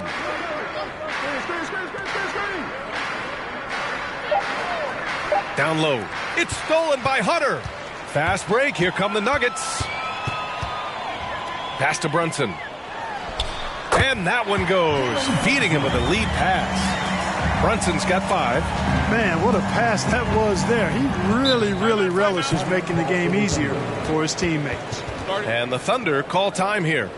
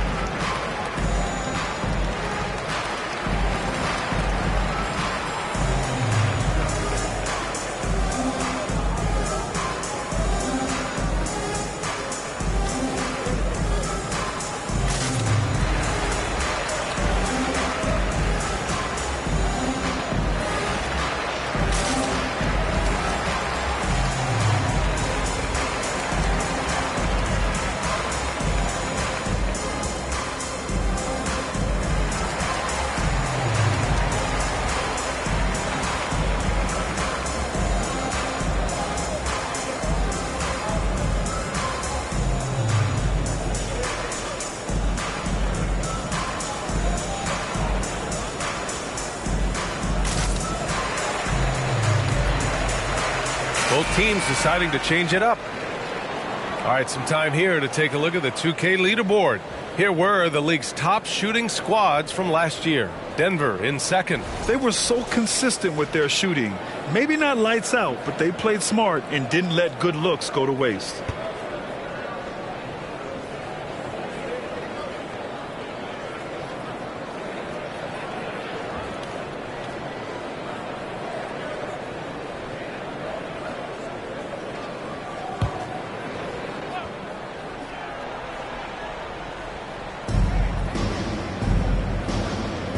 Outside Schroeder. Pass to Ingram. Tipped. 1:10 left to play in the third. Trent against Ingram. Hachimura outside. Curry passes to Zubac. With the fadeaway. Akpala grabs the board. Oklahoma City has gone 2 of 3 from outside so far in the third quarter. Outside Ingram. The three. Knocks down the triple. Ingram's got 11 points. This is what it's been since halftime. Remarkable results from downtown. Boy, it's been a three-point barrage. They came out gunning and have not stopped. Now here's Trent. Well, no scoring yet from him, but that's likely to change. Clock at 6. Hachimura, the pass to Curry. Shoots over Schroeder. Curry, no good. Oklahoma City has gone 3 of 4 from outside in the second half. Ingram on the wing. Fade away. And he can't get that one. Would you say testing the limits of his range there? You know, guys, I think he's got confidence to shoot it from anywhere, but he could have gotten a better one than that. And so it's Oklahoma City ending the quarter with a 20-point edge. They've had incredible success defensively, taking away good looks and pressuring shooters. All right, stick around. We'll be right back after this.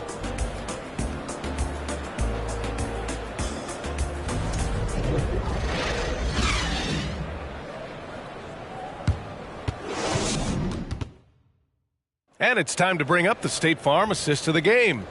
You talk about painting a magnificent picture with that dime. Just a great decision and a perfect delivery. And they'd love to see every possession end this way. True team basketball.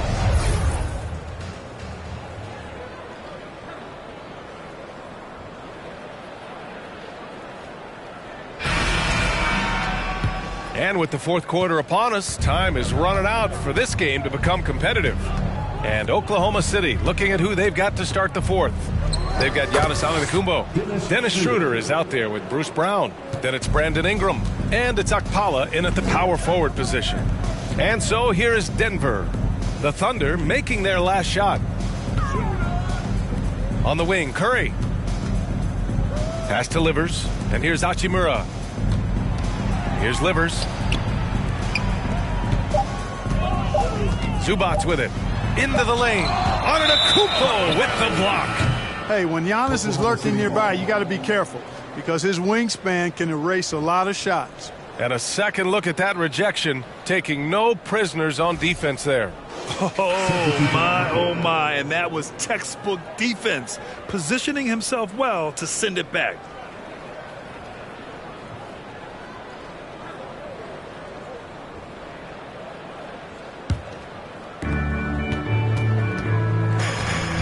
Brunson against Parker. Outside Ingram.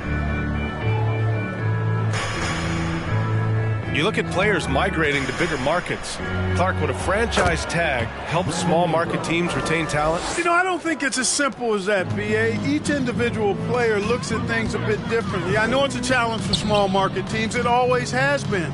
But some guys are comfortable being one-team guys in small markets as long as they feel like that.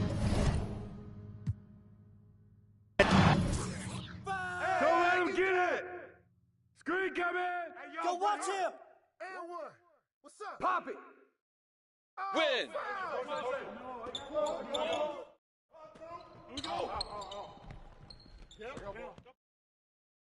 This is too easy.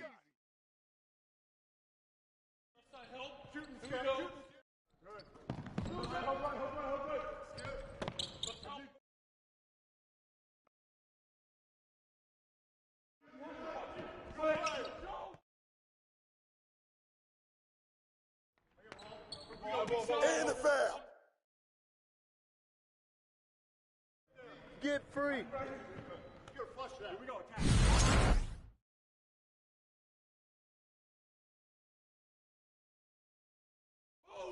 Watch that shooter.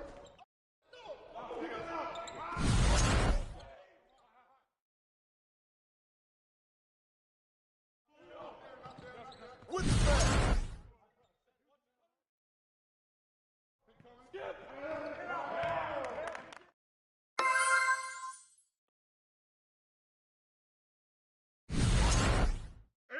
Ingram!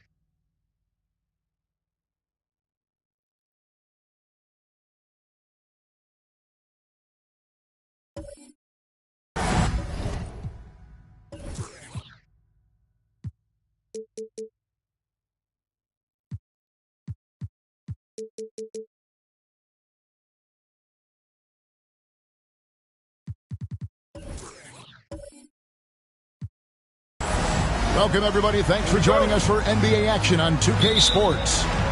With Brent Barry and Greg Anthony, this is Kevin Harlan, and David Aldridge will be joining us on the sideline as well. Well, it was the Charlotte Hornets winning their last game against the Indiana Pacers. And the difference in that one, the efficiency from range. They really focused on getting good looks. It looked like the directive in that game was that they wanted to attack, and all that work that they put in on the perimeter turned into a big night from deep. And a look at the starters for the Hornets. They've got Bryant. Josh Giddey is out there with Ball, and it's Pierce, and it's Green in at the 4. That one goes. Counted. We have just a few games in the books, Brent. What are coaches right now looking for from their team, from their players? Well, I think you're still trying to figure out what your identity is, Kevin. You've played a few games. You're trying a few different rotations. You still want to do that over the course of the next 25 games before you really settle into what you know is going to give you the best chance offensively and defensively and win games. And here is Gilgeous-Alexander following LaMelo Ball's 3. And the basket by McCollum. Was so good off the pass. McCollum set up and ready at all times. Deep 2 from Ball. That one a little long. Not sure what the D was doing there. Clearly a breakdown. You can ill afford to give a guy like him that good a look. Back to Gilgeous-Alexander. Stolen by Pierce. And he gets the whistle. 2 free throws coming up. And we know Pierce has the jumper, but you can also pound it inside with it. It's his first trip to the line. Paul Pierce at the line for 2.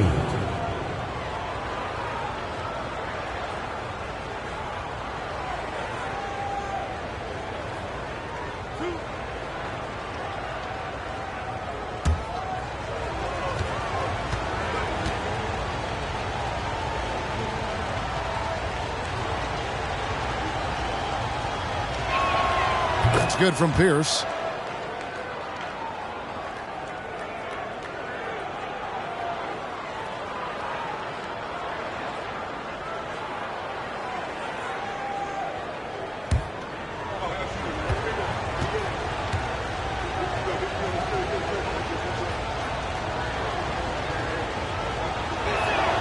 Pierce hits 2.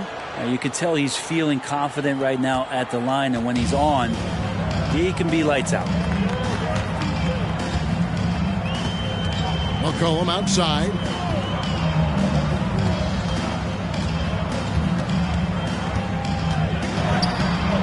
On the wing, Gilgeous-Alexander. Just 5 on the clock. Lopez sets a screen for Gilgeous-Alexander. It's stolen by Bryant. And now running up the court, Pierce pushing it up. Here's Ball. No good on the shot. Great D that time from Middleton. And it's Washington's ball, trailing by 4. And the picture of consistency, Chris Middleton is like a metronome. Gives you 20 points, over 5 rebounds and assists every year. Now here's Ball. Following the miss by Jonathan Kuminga. Pierce finds Bryant. That one's off. He starts the game with a miss. For him, it's harder to miss that shot than it is to make that shot. I think he was anticipating a bit of a bump there. And here is Gilgeous-Alexander. Lopez, a screen on Ball. And foul on the shot, so he'll get a chance at the line. First personal foul. And one reason for Middleton's consistency, he plays at his own pace. And that's a great point, Kevin. With his size and shooting touch, he doesn't need to blow by his man to score. All about getting to his spots.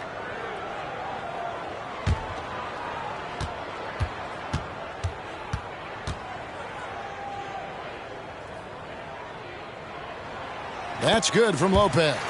During last offseason, the Hornets decided to part ways with their coach of the past 4 years. Always a tough decision, and this is a critical time for Charlotte. They've got a tremendous young core.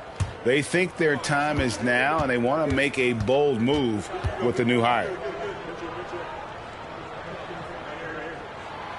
Good on both. And among NBA bigs, he is known for his ability to deliver at the free throw line. Puts it up. And again, the Hornets missing. No doubt he's struggling right now from the field. Let's see if he can get it going this quarter. Lopez sets a screen for Gilgeous-Alexander. That doesn't go on the chance to tie. And here's Ball. He'll bring it up for the Charlotte Hornets. There's a screen by Bryant. Outside, Pierce. Green, the screen. Lets it go with a 3. C.J. McCollum comes up with the rebound. Washington trailing. Just over 3.5 minutes gone here in the first. Kuminga sets a screen for Gilgeous-Alexander. Can't connect from 13 feet out. And so here's Charlotte. And now we've got some time to check in from the sidelines. You got for us, D.A.? Kevin, Steve Clifford gave me a few minutes before the game. This will be the first game this season against this team. He knows they're great rim protectors, but he doesn't want his guys to back down. He told them, push the action, stay confident. You may get one sent back.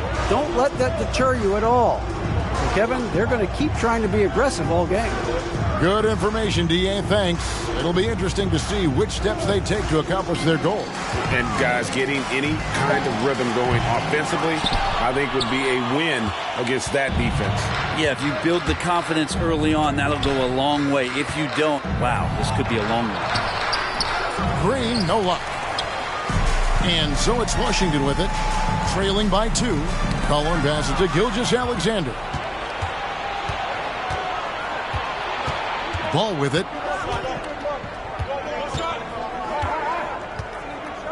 There's a screen by Bryant. Lopez with the steal. Middleton against Ball. Fades back. Hornets with the rebound. Pierce kicks to Ball. Bryant with a screen on Middleton. Ball, the pass to Pierce. Outside, Green. On the wing, Giddey. Offensive rebound. Trying to end the drought. And the Hornets miss again. Here's Washington. Middleton, the pass to Gilgeous-Alexander. McCollum outside for the 3. Trains the three-pointer. McCollum's got 5. Finding some space out there on the perimeter was McCollum, and he finds ways to knock it down. And now the first timeout called here for the Hornets. And Greg Anthony for Shai Gilgeous-Alexander. Part of a growing trend in this NBA, giving his team length in the backcourt. Yeah, 6'6" with a 6'11" wingspan. He can see over the top of the defense. He helps you on the glass, and he can switch onto front court players defensively. That's what teams are looking for nowadays.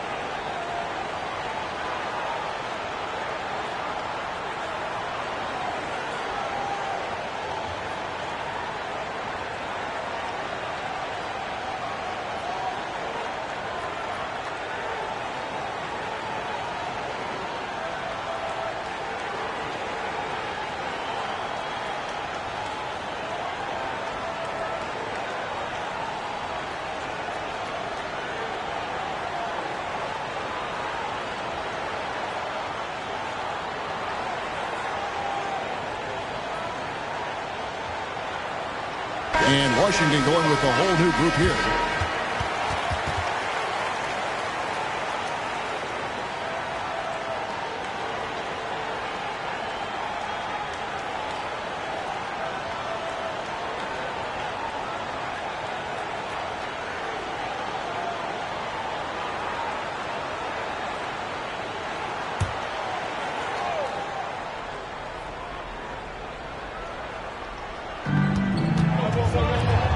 They need this one. And Dinwiddie lays it in.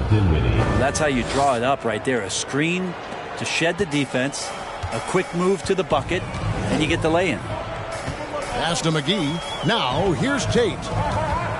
Back to McGee. And it's McGee with the jam. Oh, reversed it home. That was pretty. Agreed. The agility on display.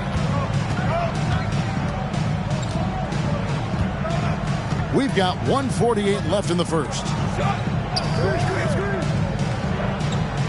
Isaac outside. To the paint. Here's Richardson. Count the bucket. And he's got a free throw coming up as well.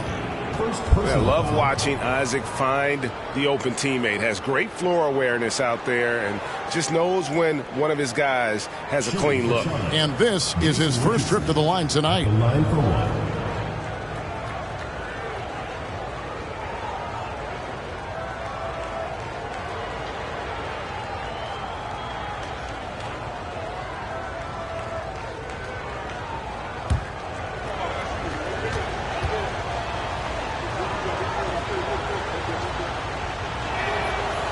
Free throw off from Richardson. And what can give Jason Richardson the edge out there is his explosiveness. But sometimes it's like he just has bottomless energy, and that just lets him outplay you. Now, here's Tate. The shot from the low post is good. And we'll see if they can finally hold on to a lead. It's been back and forth all night. Well, you can tell they really want to increase this lead. They can't keep letting them take it from them. Washington passes to Hartenstein. And here is Isaac. Here's Dinwiddie. Gets the three-pointer to fall. Dinwiddie's got 5 points so far. A lot of give and take between these sides early. Yeah, and both teams look like they came to play. We should have a good one. Dozier kicks to Tate. And he could not get that one to go. A lot of contact, and he'll go to the line for two. Really the right play defensively. If you can't block, force them to the line. Washington shooting their third and fourth free throw attempts of the game. 2 shots.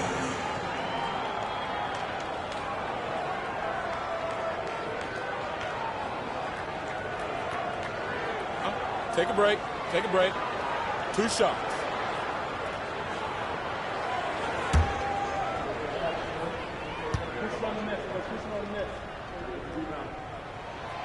That free throw good from Tate.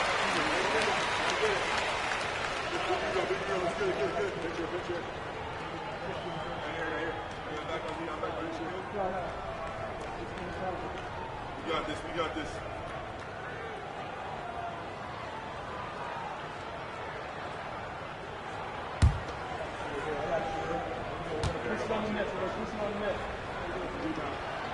That's also good, so he hits both free throws. They time it right. They can end this quarter with a 2 for 1. And that's how you want to end the quarters. Pass to Washington. On the wing, Jason Richardson. Back to Washington. Dinwiddie passes to Richardson. 5 on the clock. Misses off the left eye. They've been beating them to a lot of those loose balls and rebounds here to start. Back to Tate.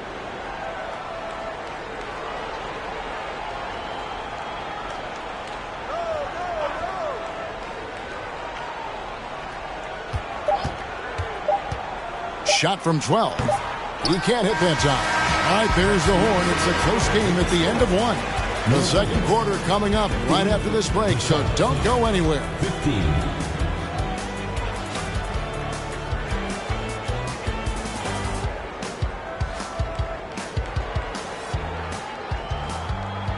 Fans, please give a big round of applause for your Dance Squad. And we hope you're enjoying the game. Both teams tonight keeping things pretty even so far on the scoreboard. And what stands out to you from Washington in this one? Stingy on the defensive end in that first quarter. They were just getting up into people. Just a great job, really, of making the game ugly, trying to muck it up a little bit out there. And in the last decade, defenses switching on screens has increased dramatically. Is this the new normal, you think? Kevin, I think so. I think teams that switch well tend to defend well, because switching can create mismatches, but it's harder to punish those now with all the help defense. We've got Kuminga, Gilgeous-Alexander out there with C.J. McCollum. Then it's Brook Lopez, and it's Middleton in at the small forward. That's the group on the floor right now for Washington. There's Washington. McCollum kicks to Gilgeous-Alexander.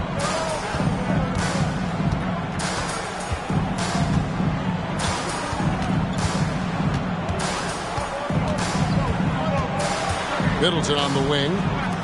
A 3 from McCollum. It doesn't go for him. And Charlotte will go the other way with it.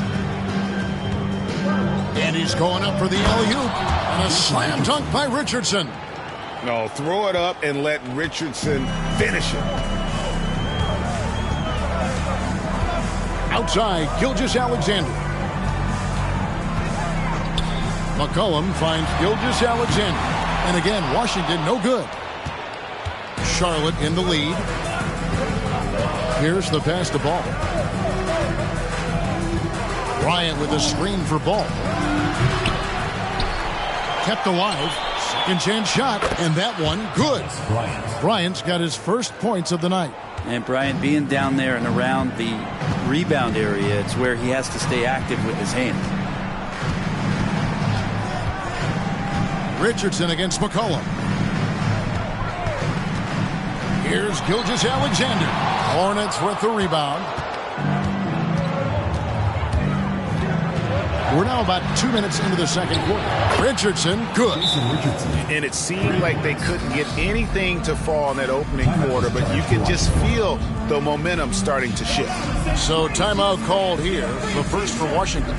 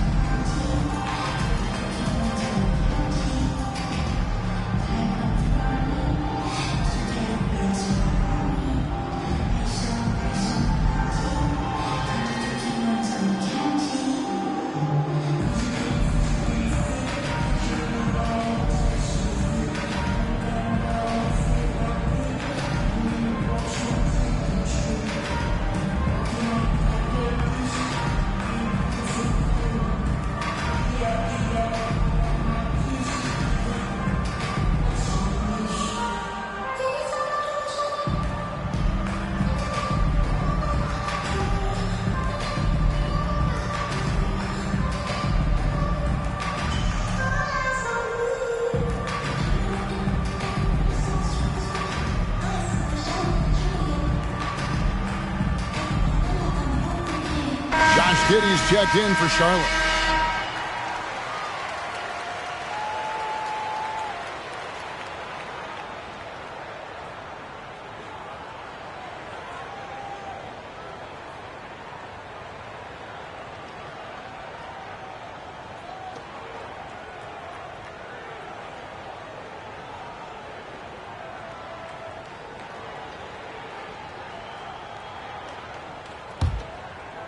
And we're about 2 minutes into the second quarter here.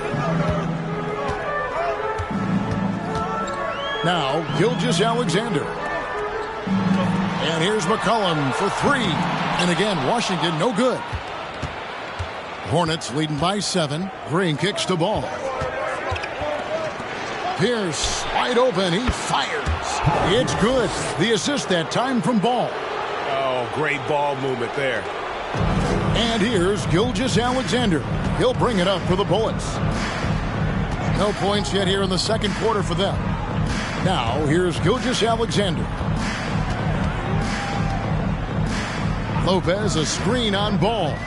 Gilgeous-Alexander finds Lopez. That one good for 2. And with those points, he puts an end to that 10-0 run by Charlotte. Here's Ball. The shot, no good. Now Washington takes it the other way. Nothing seems to be going down for him today. Middleton the pass to Gilgeous-Alexander. Back to Middleton. Lopez, a screen on Ball. Here's Middleton. The rebound by Bryant. Bryant's got rebound number 8 now on the night.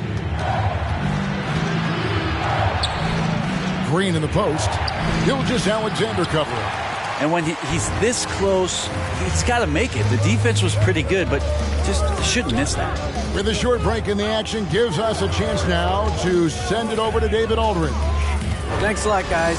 Josh Giddey has been attracting admirers, including LeBron James. The King said he's really, really good. He has a great pace about the game, great vision. Josh is one of those kids who can definitely see the game a lot quicker than most guys out on the floor. And he's showing it. He's just been playing beautiful basketball. Kevin, that's high praise. It is both amazing passes. David, thank you. Washington trails by 6. Gilgeous-Alexander deciding where to go with it. Lopez, a screen on Giddey. Here's McCollum. The baseline jumper goes down.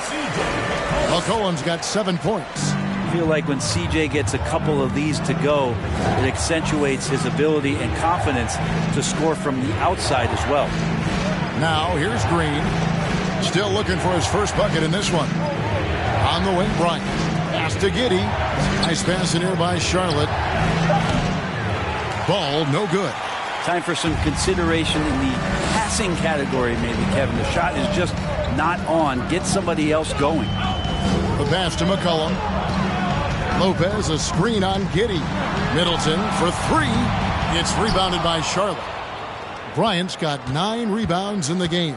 Getting it done. Ball against Gilgeous-Alexander. On the wing, Giddey.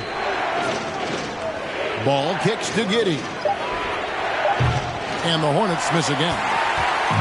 So for Washington, their last game a loss to the Cavaliers. Pierce against Gilgeous-Alexander. Gilgeous-Alexander sets the screen for McCollum. Over Giddey. That one off the back iron and out.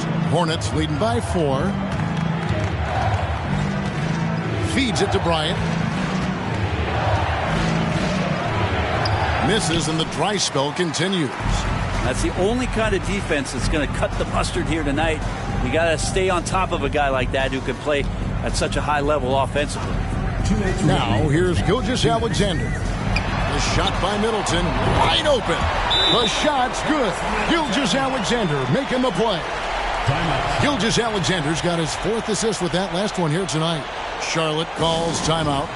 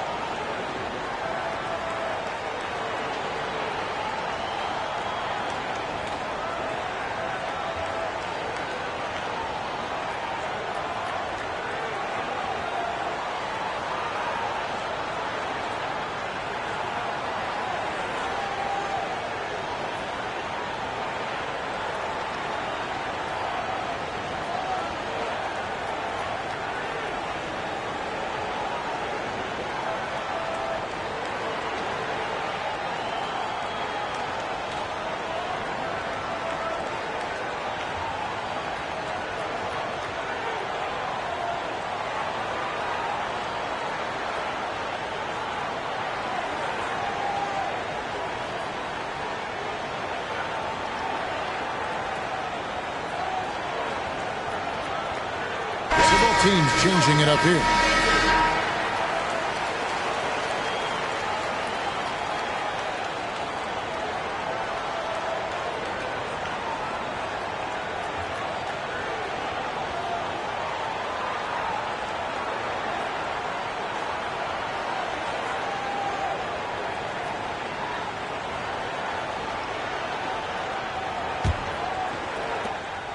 And so it's Dinwiddie with it. He'll bring it up for the Hornets.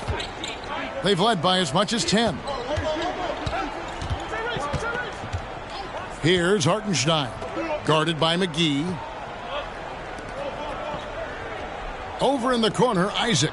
Richardson outside to end the cold streak. Got it for his 4th field goal of the game on just 5 shots. And the defense, you can't forget about Richardson from deep. His three-pointer is extremely dangerous. Pass to Dozier.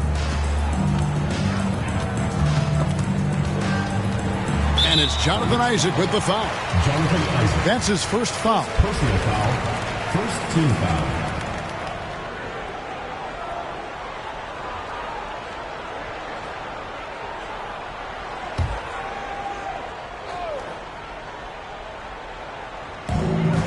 We've got 1:18 left in the second quarter. Passes to Dozier. Now here's Lee. Richardson cover. 6 on the shot clock. Dozier passes to Lee.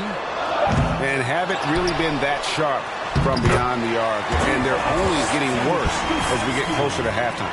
That's an easy board for Poku and an easy putback. Now here's Dinwiddie. 5 points in the game. Kuszewski grabs the miss. Here's Dozier. Gas to Tate. Here's the screen. And foul on the shot. He'll shoot 2 at the free throw line. That's on Jonathan Isaac. For Washington, they have looked good at the line tonight. They're perfect in 4 attempts. At the line for 2.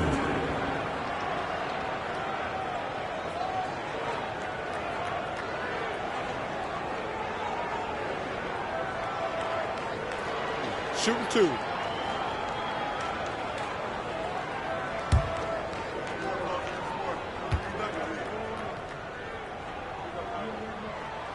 And the first one at the line is good.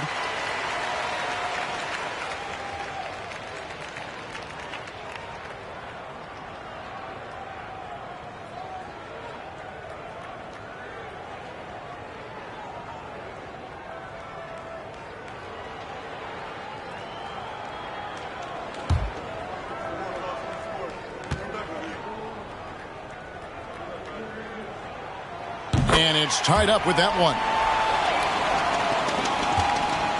There's 37 seconds left to play here in the second quarter.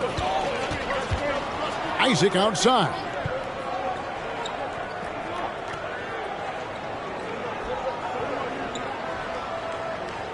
To the right side. Hartenstein passes to Dinwiddie. Just 5 on the clock. No one near Isaac as he lets it go. And it's off from 3-point range. The pass to Tate.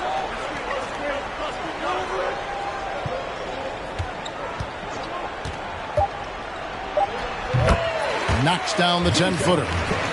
Tate's only got the lead up to 2 now for Washington. Now, what a great option he gives them on every possession.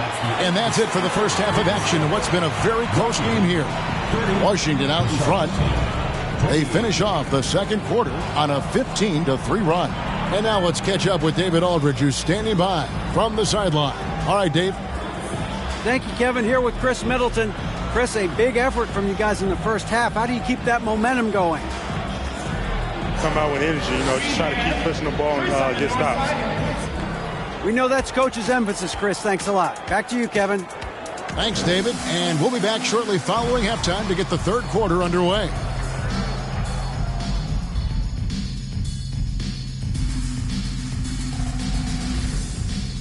Welcome, folks. EJ alongside Shaq and Kenny. First up, here are the players of the week. In the West, Kobe Bryant. His activity on both ends has been remarkable, constantly looking for ways to affect the game and get himself open. You wish all the guys played at this level of potential. Work ethic has certainly been the name of the game for him lately. You know what? I always talk about closing out possessions, and they've done a great job on the board. It's really helped control the flow of this game. Refreshing to watch a team commit to crashing the glass. And that's a halftime wrap. Let's get back to the second half with the call by Kevin Harlan and the crew.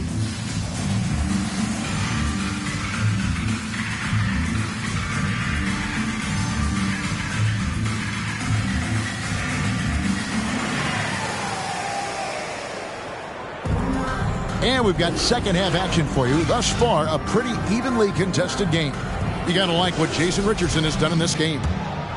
Really impressed with the shot selection through the first half, just taking what he can get from the defense.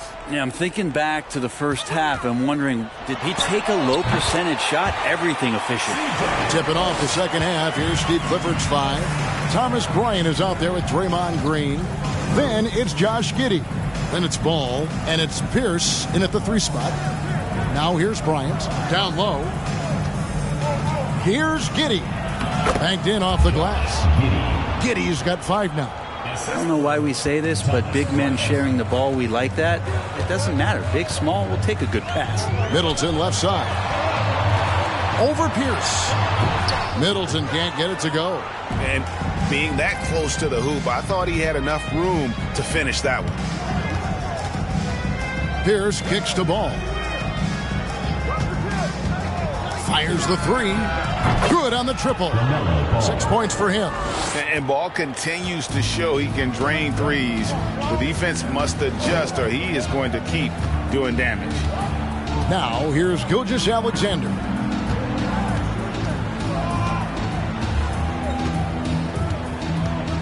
Lobbed up there for Lopez. Zero hesitation from Shea on that play. Charlotte trailing. Right around a minute and a half played here in the third quarter. Outside, Green. On the wing, Giddey. Green taking his time here. Ball from long range. Here's Pierce. That falls. Nice feed that time from Ball. 3 for 3, and that's always a good way to start the second half. Washington calls timeout. And after winning the 2021 Rookie of the Year, LaMelo Ball was even better his sophomore campaign. He continues to grow his game.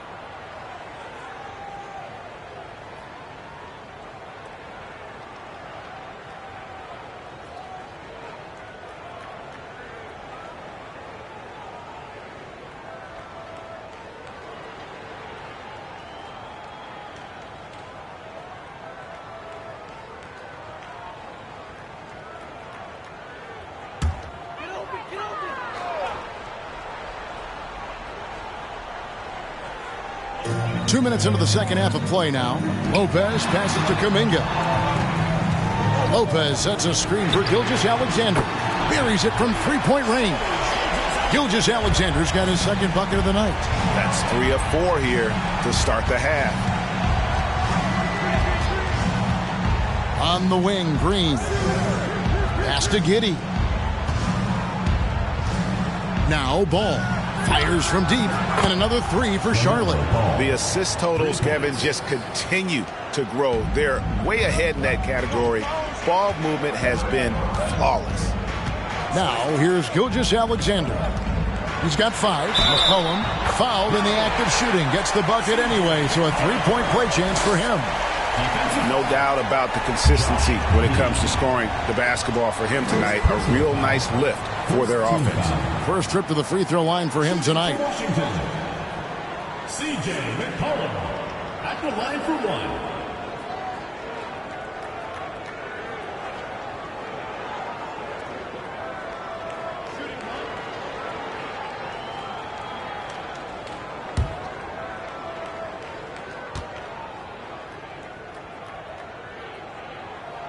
And that one misses.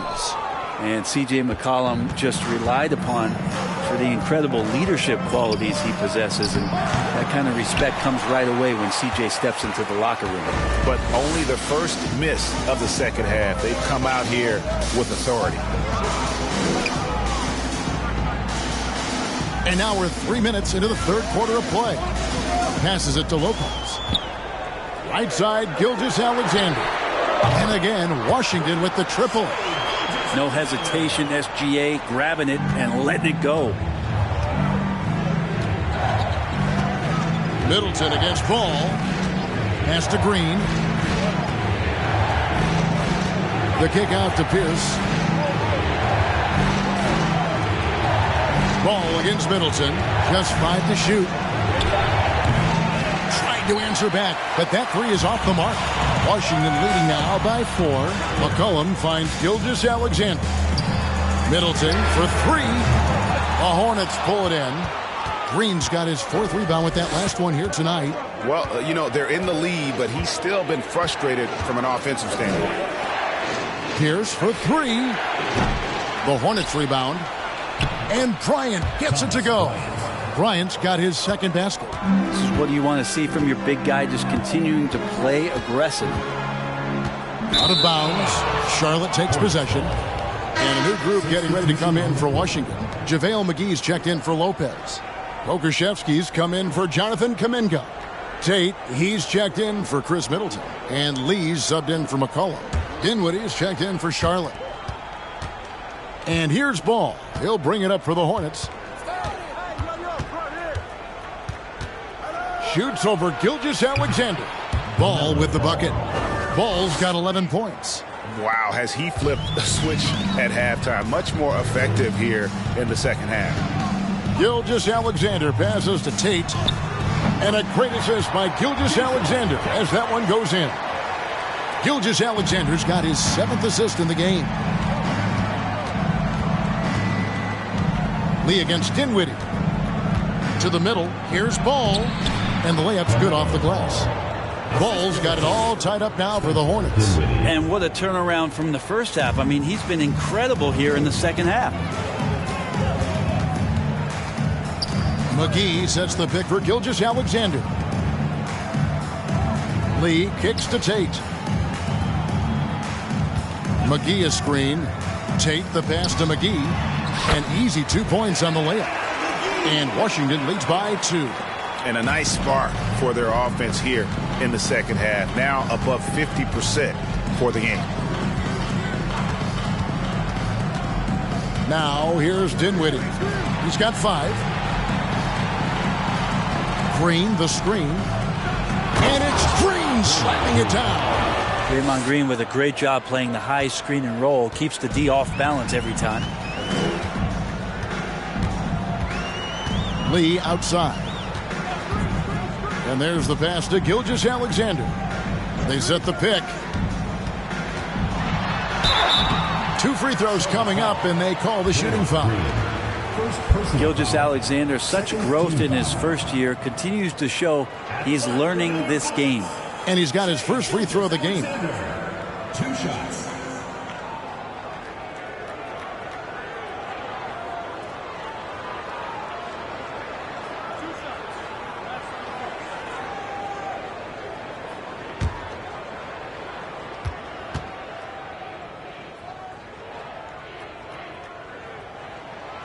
That's good from Gilgeous-Alexander. You know, Shea Gilgeous-Alexander has so many of the qualities that you want in a leader. He fights, he's energetic, he's a team-first guy, and he just looks for ways to get his guys fired up. And the Hornets making a change here. Hartenstein's checked in for Thomas Bryant. P.J. Washington comes in for Draymond Green. Isaac's checked in for Pierce. And it's Richardson in for Ball. The Hornets trail. Dinwiddie surveying the floor. Out left to the wing. The 10-footer. And it's wide right. It's off the rim. 1:57 left to play here in the third. To the wing right side. There's the pick. Tate the pass to Pokusevski. Dinwiddie with the steal.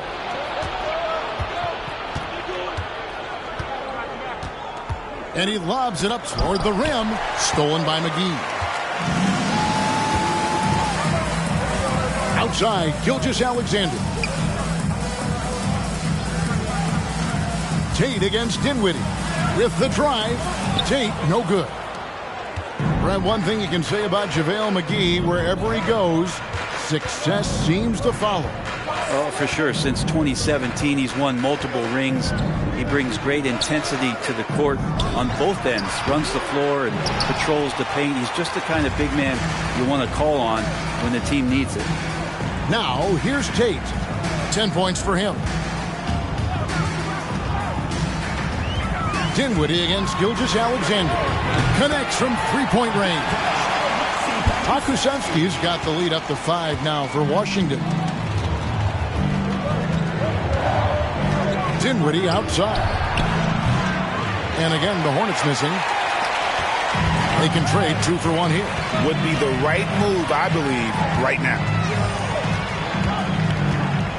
Right at the free throw line. Here's McGee. And good work on the boards. They pick up the second chance points.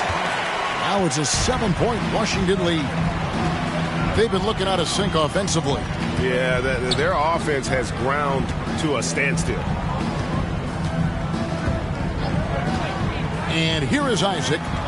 He's been quiet so far. Still no points in the game. 6 to shoot. Here's Dinwiddie. And just miss after miss right now. Well, maybe not the best shot against that kind of defense, but he still has the ability to knock that kind of shot down. The third quarter comes to a close. Washington leads by 7. And do not go away, as we'll be back in just a few moments with the start of our fourth quarter coming up next.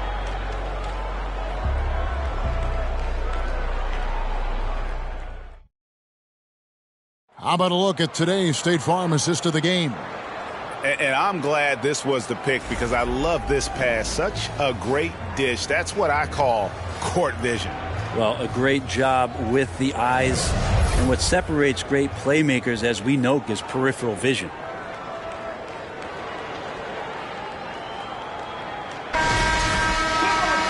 And with 3 quarters behind us, let's see what this fourth period holds in store for us.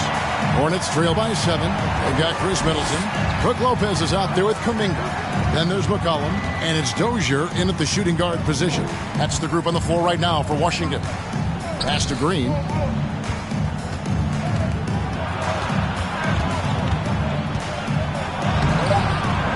He can't get that one, and it's Washington the other way.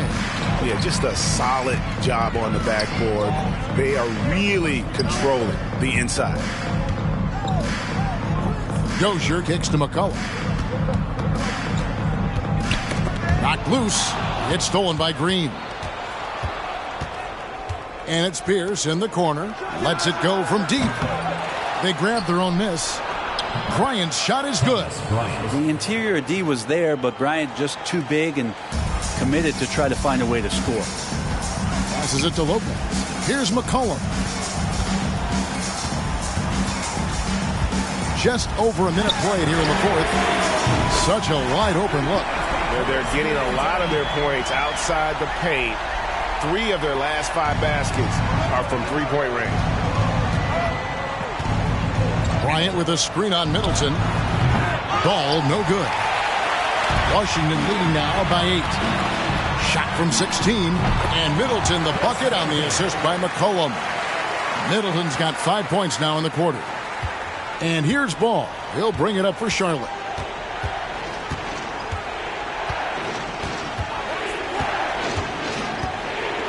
Outside, Bryant takes a three.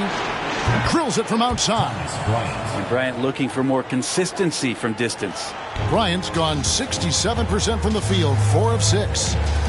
Lopez kicks to McCollum. Back to Lopez. And he takes it in for the layup off a very nice feed. 8 points for Brook Lopez. And no matter what they've tried, the D just has not been able to deny them the ball inside. Pierce finds Green. The shot's good. Okay, nice job here in the second half. Field goal percentage is way up from what it was at halftime when it was just barely above 30%. Now here's McCollum.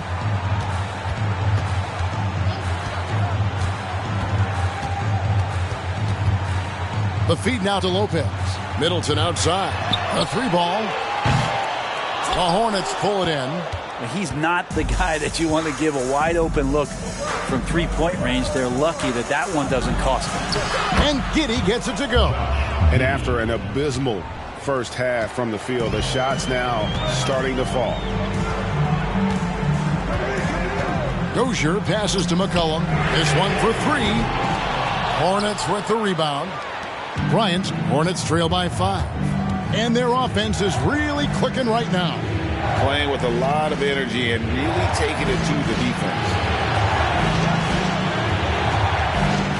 Pierce against Middleton. Pierce's shot is good. Pierce always been great at just getting into the heart of the defense. Feels real comfortable when he's in attack mode around the rim. Kuminga with a wide open look. And again, Washington no good. And it's the Hornets with the ball. Here's Ball. A rebound by Brook Lopez. Lopez has got his 6th rebound on the night. Here's Dozier. Lopez, a screen on Pierce. Dozier passes to Lopez. Over Pierce. And that one hits back iron. Hornets trail by 3. Pass to Giddey to tie it up. Good. Great play by Green to set it up. Green's got his 3rd assist on the night. Washington calls timeout. And doesn't like how things are going right now. The timeout before the timeout here, maybe just to cut off the momentum and have a chit-chat with the team to settle down.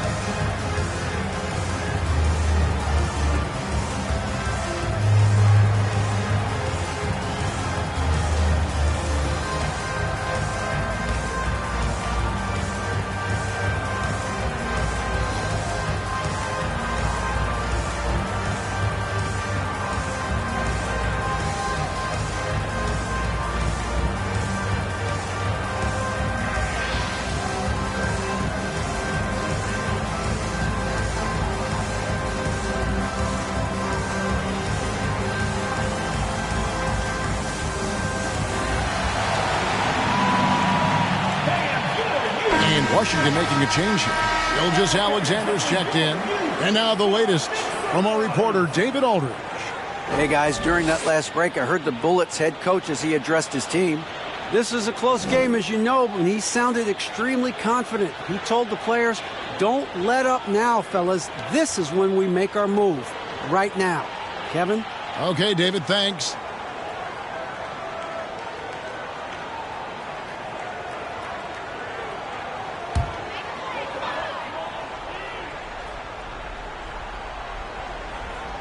Here's Lopez.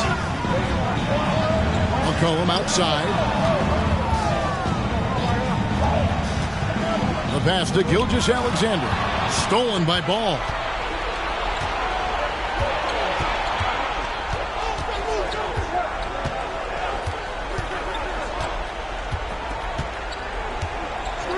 Outside Pierce to take the lead. The rebound by Middleton.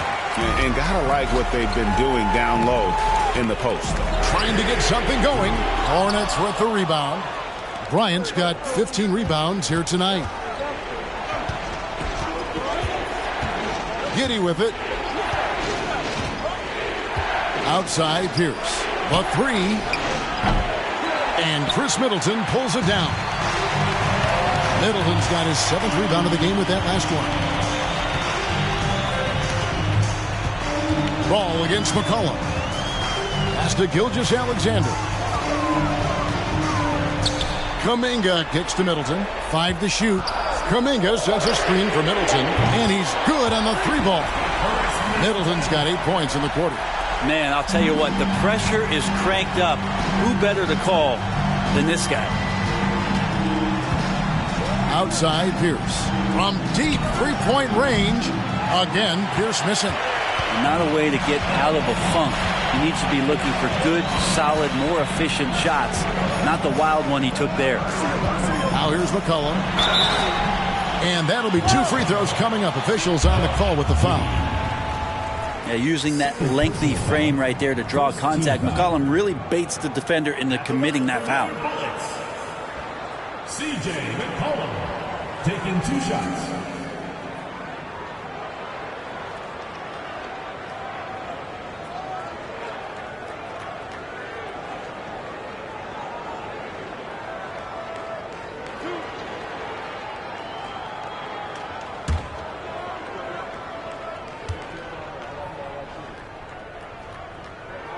That one is off.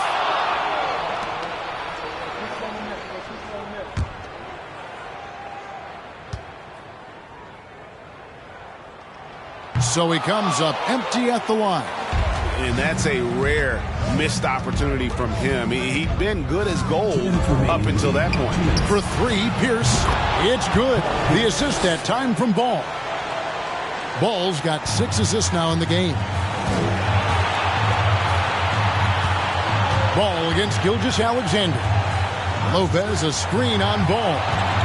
From the baseline. Count the basket.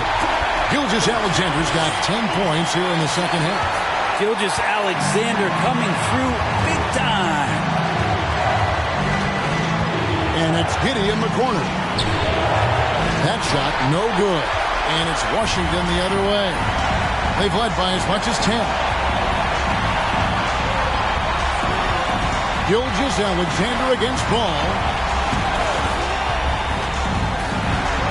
Outside, Gilgeous-Alexander. It's rebounded by Charlotte. Green, the pass to Bryant.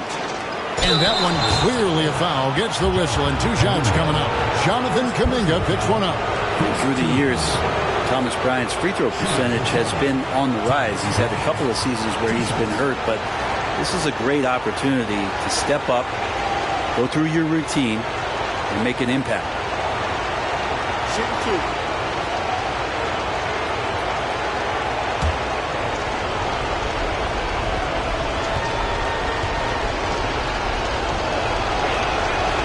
And he cannot get the first one to drop. Tough one to miss. And I like what Thomas Bryant gives to this team. This is a solid shooting big, helps stretch out the offensive opportunities. And because of that size, he's still willing and able to finish. And he ends up making the second, and that narrows the gap to 1. 1:10 left here in the fourth quarter. Up top, Gilgeous-Alexander. He's covered by Ball. Lopez a screen on Ball. Gilgeous-Alexander passes to Lopez. Gilgeous-Alexander against Giddey. Charlotte moving it around. Here's Washington. Lopez outside. Here's Gilgeous-Alexander. It falls! The nerves on this guy. Not backing down from this moment here. When the game is close, he kicks it up a notch. Charlotte calls timeout. They're trailing by 3. 36 seconds left in the game. Guys, your thoughts? And usually you want to go for the 2-for-1 here to maximize the clock.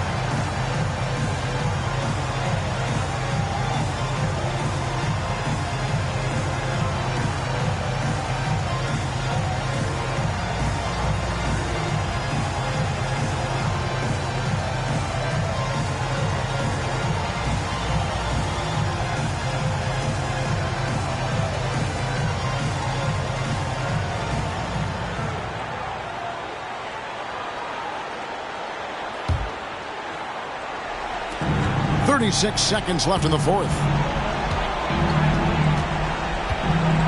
Outside Pierce. Green with a screen for Pierce. To the paint. Green kicks to Bryant. Passes it to Pierce. Clock is at 3. From deep. Can't knock in the 3. And we've seen Pierce come up big plenty of times. This guy lives for the moment. Shooting for shots. Paul Pierce taking 3 shots.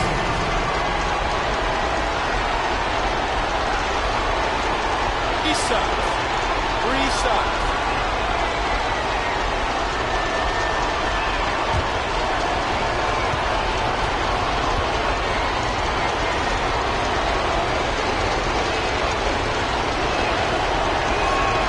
So the first of 3 is good, and that brings them within 2 here.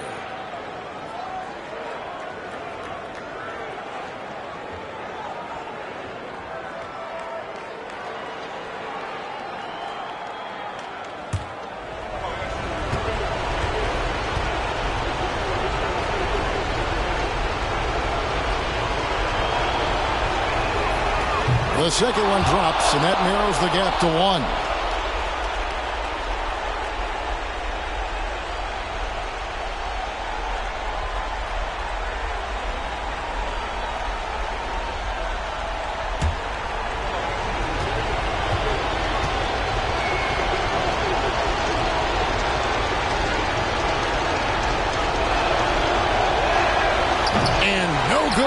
Third free throw. So he ends up going 2 of 3. And they commit an intentional foul. It's another one of those so they can get into the penalty.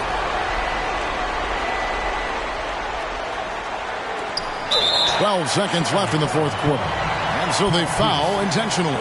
Yeah, you can't let them hold the ball and just milk those last seconds away. At the line for your Bullets, Shai Gilgeous-Alexander. At the line for 2.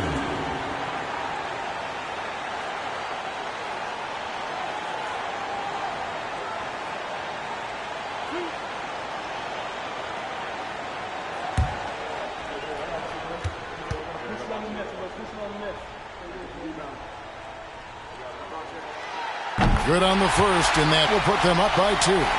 And we've seen SGA blossom into a #1 option.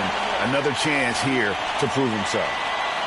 And so both free throws are good. And it's a 3-point game. That last one was a difference maker. It pushed it from a 2-point lead to 3. And the Hornets call time here. They're down by 3. 11 seconds left in the fourth quarter.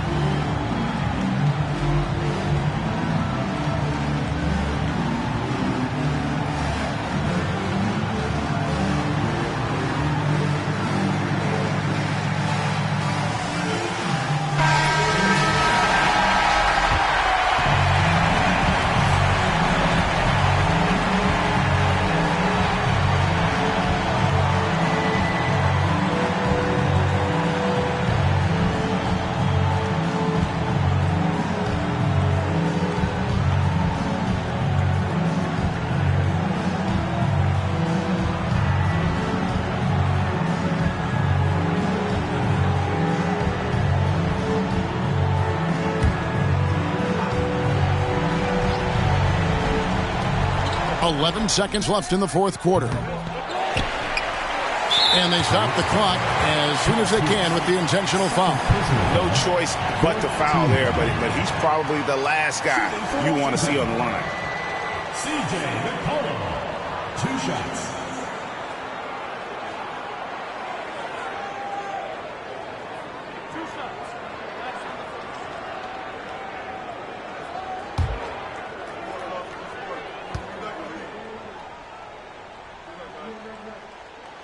And he misses the first one. Boy, he wanted that one to fall.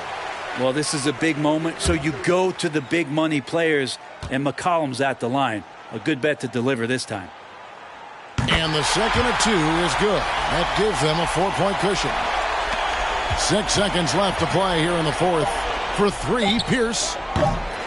Can't hit that one. And so it's Washington who scrape by with the win. Probably a little closer than they would have liked it, but a win nonetheless. Yeah, but I really got a sense that the fans gave him that emotional boost that was needed down the stretch. This crowd, man, they were electric. And now we'll go to David Aldridge, who's standing by with our player of the game. Take it away, David.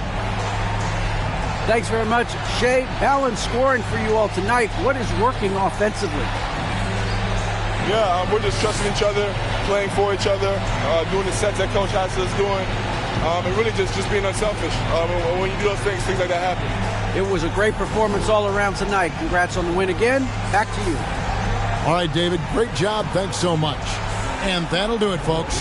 For Greg Anthony, Brett Barry, and David Aldridge, this is Kevin Harlan. Thank you for watching the NBA, presented by 2K Sports.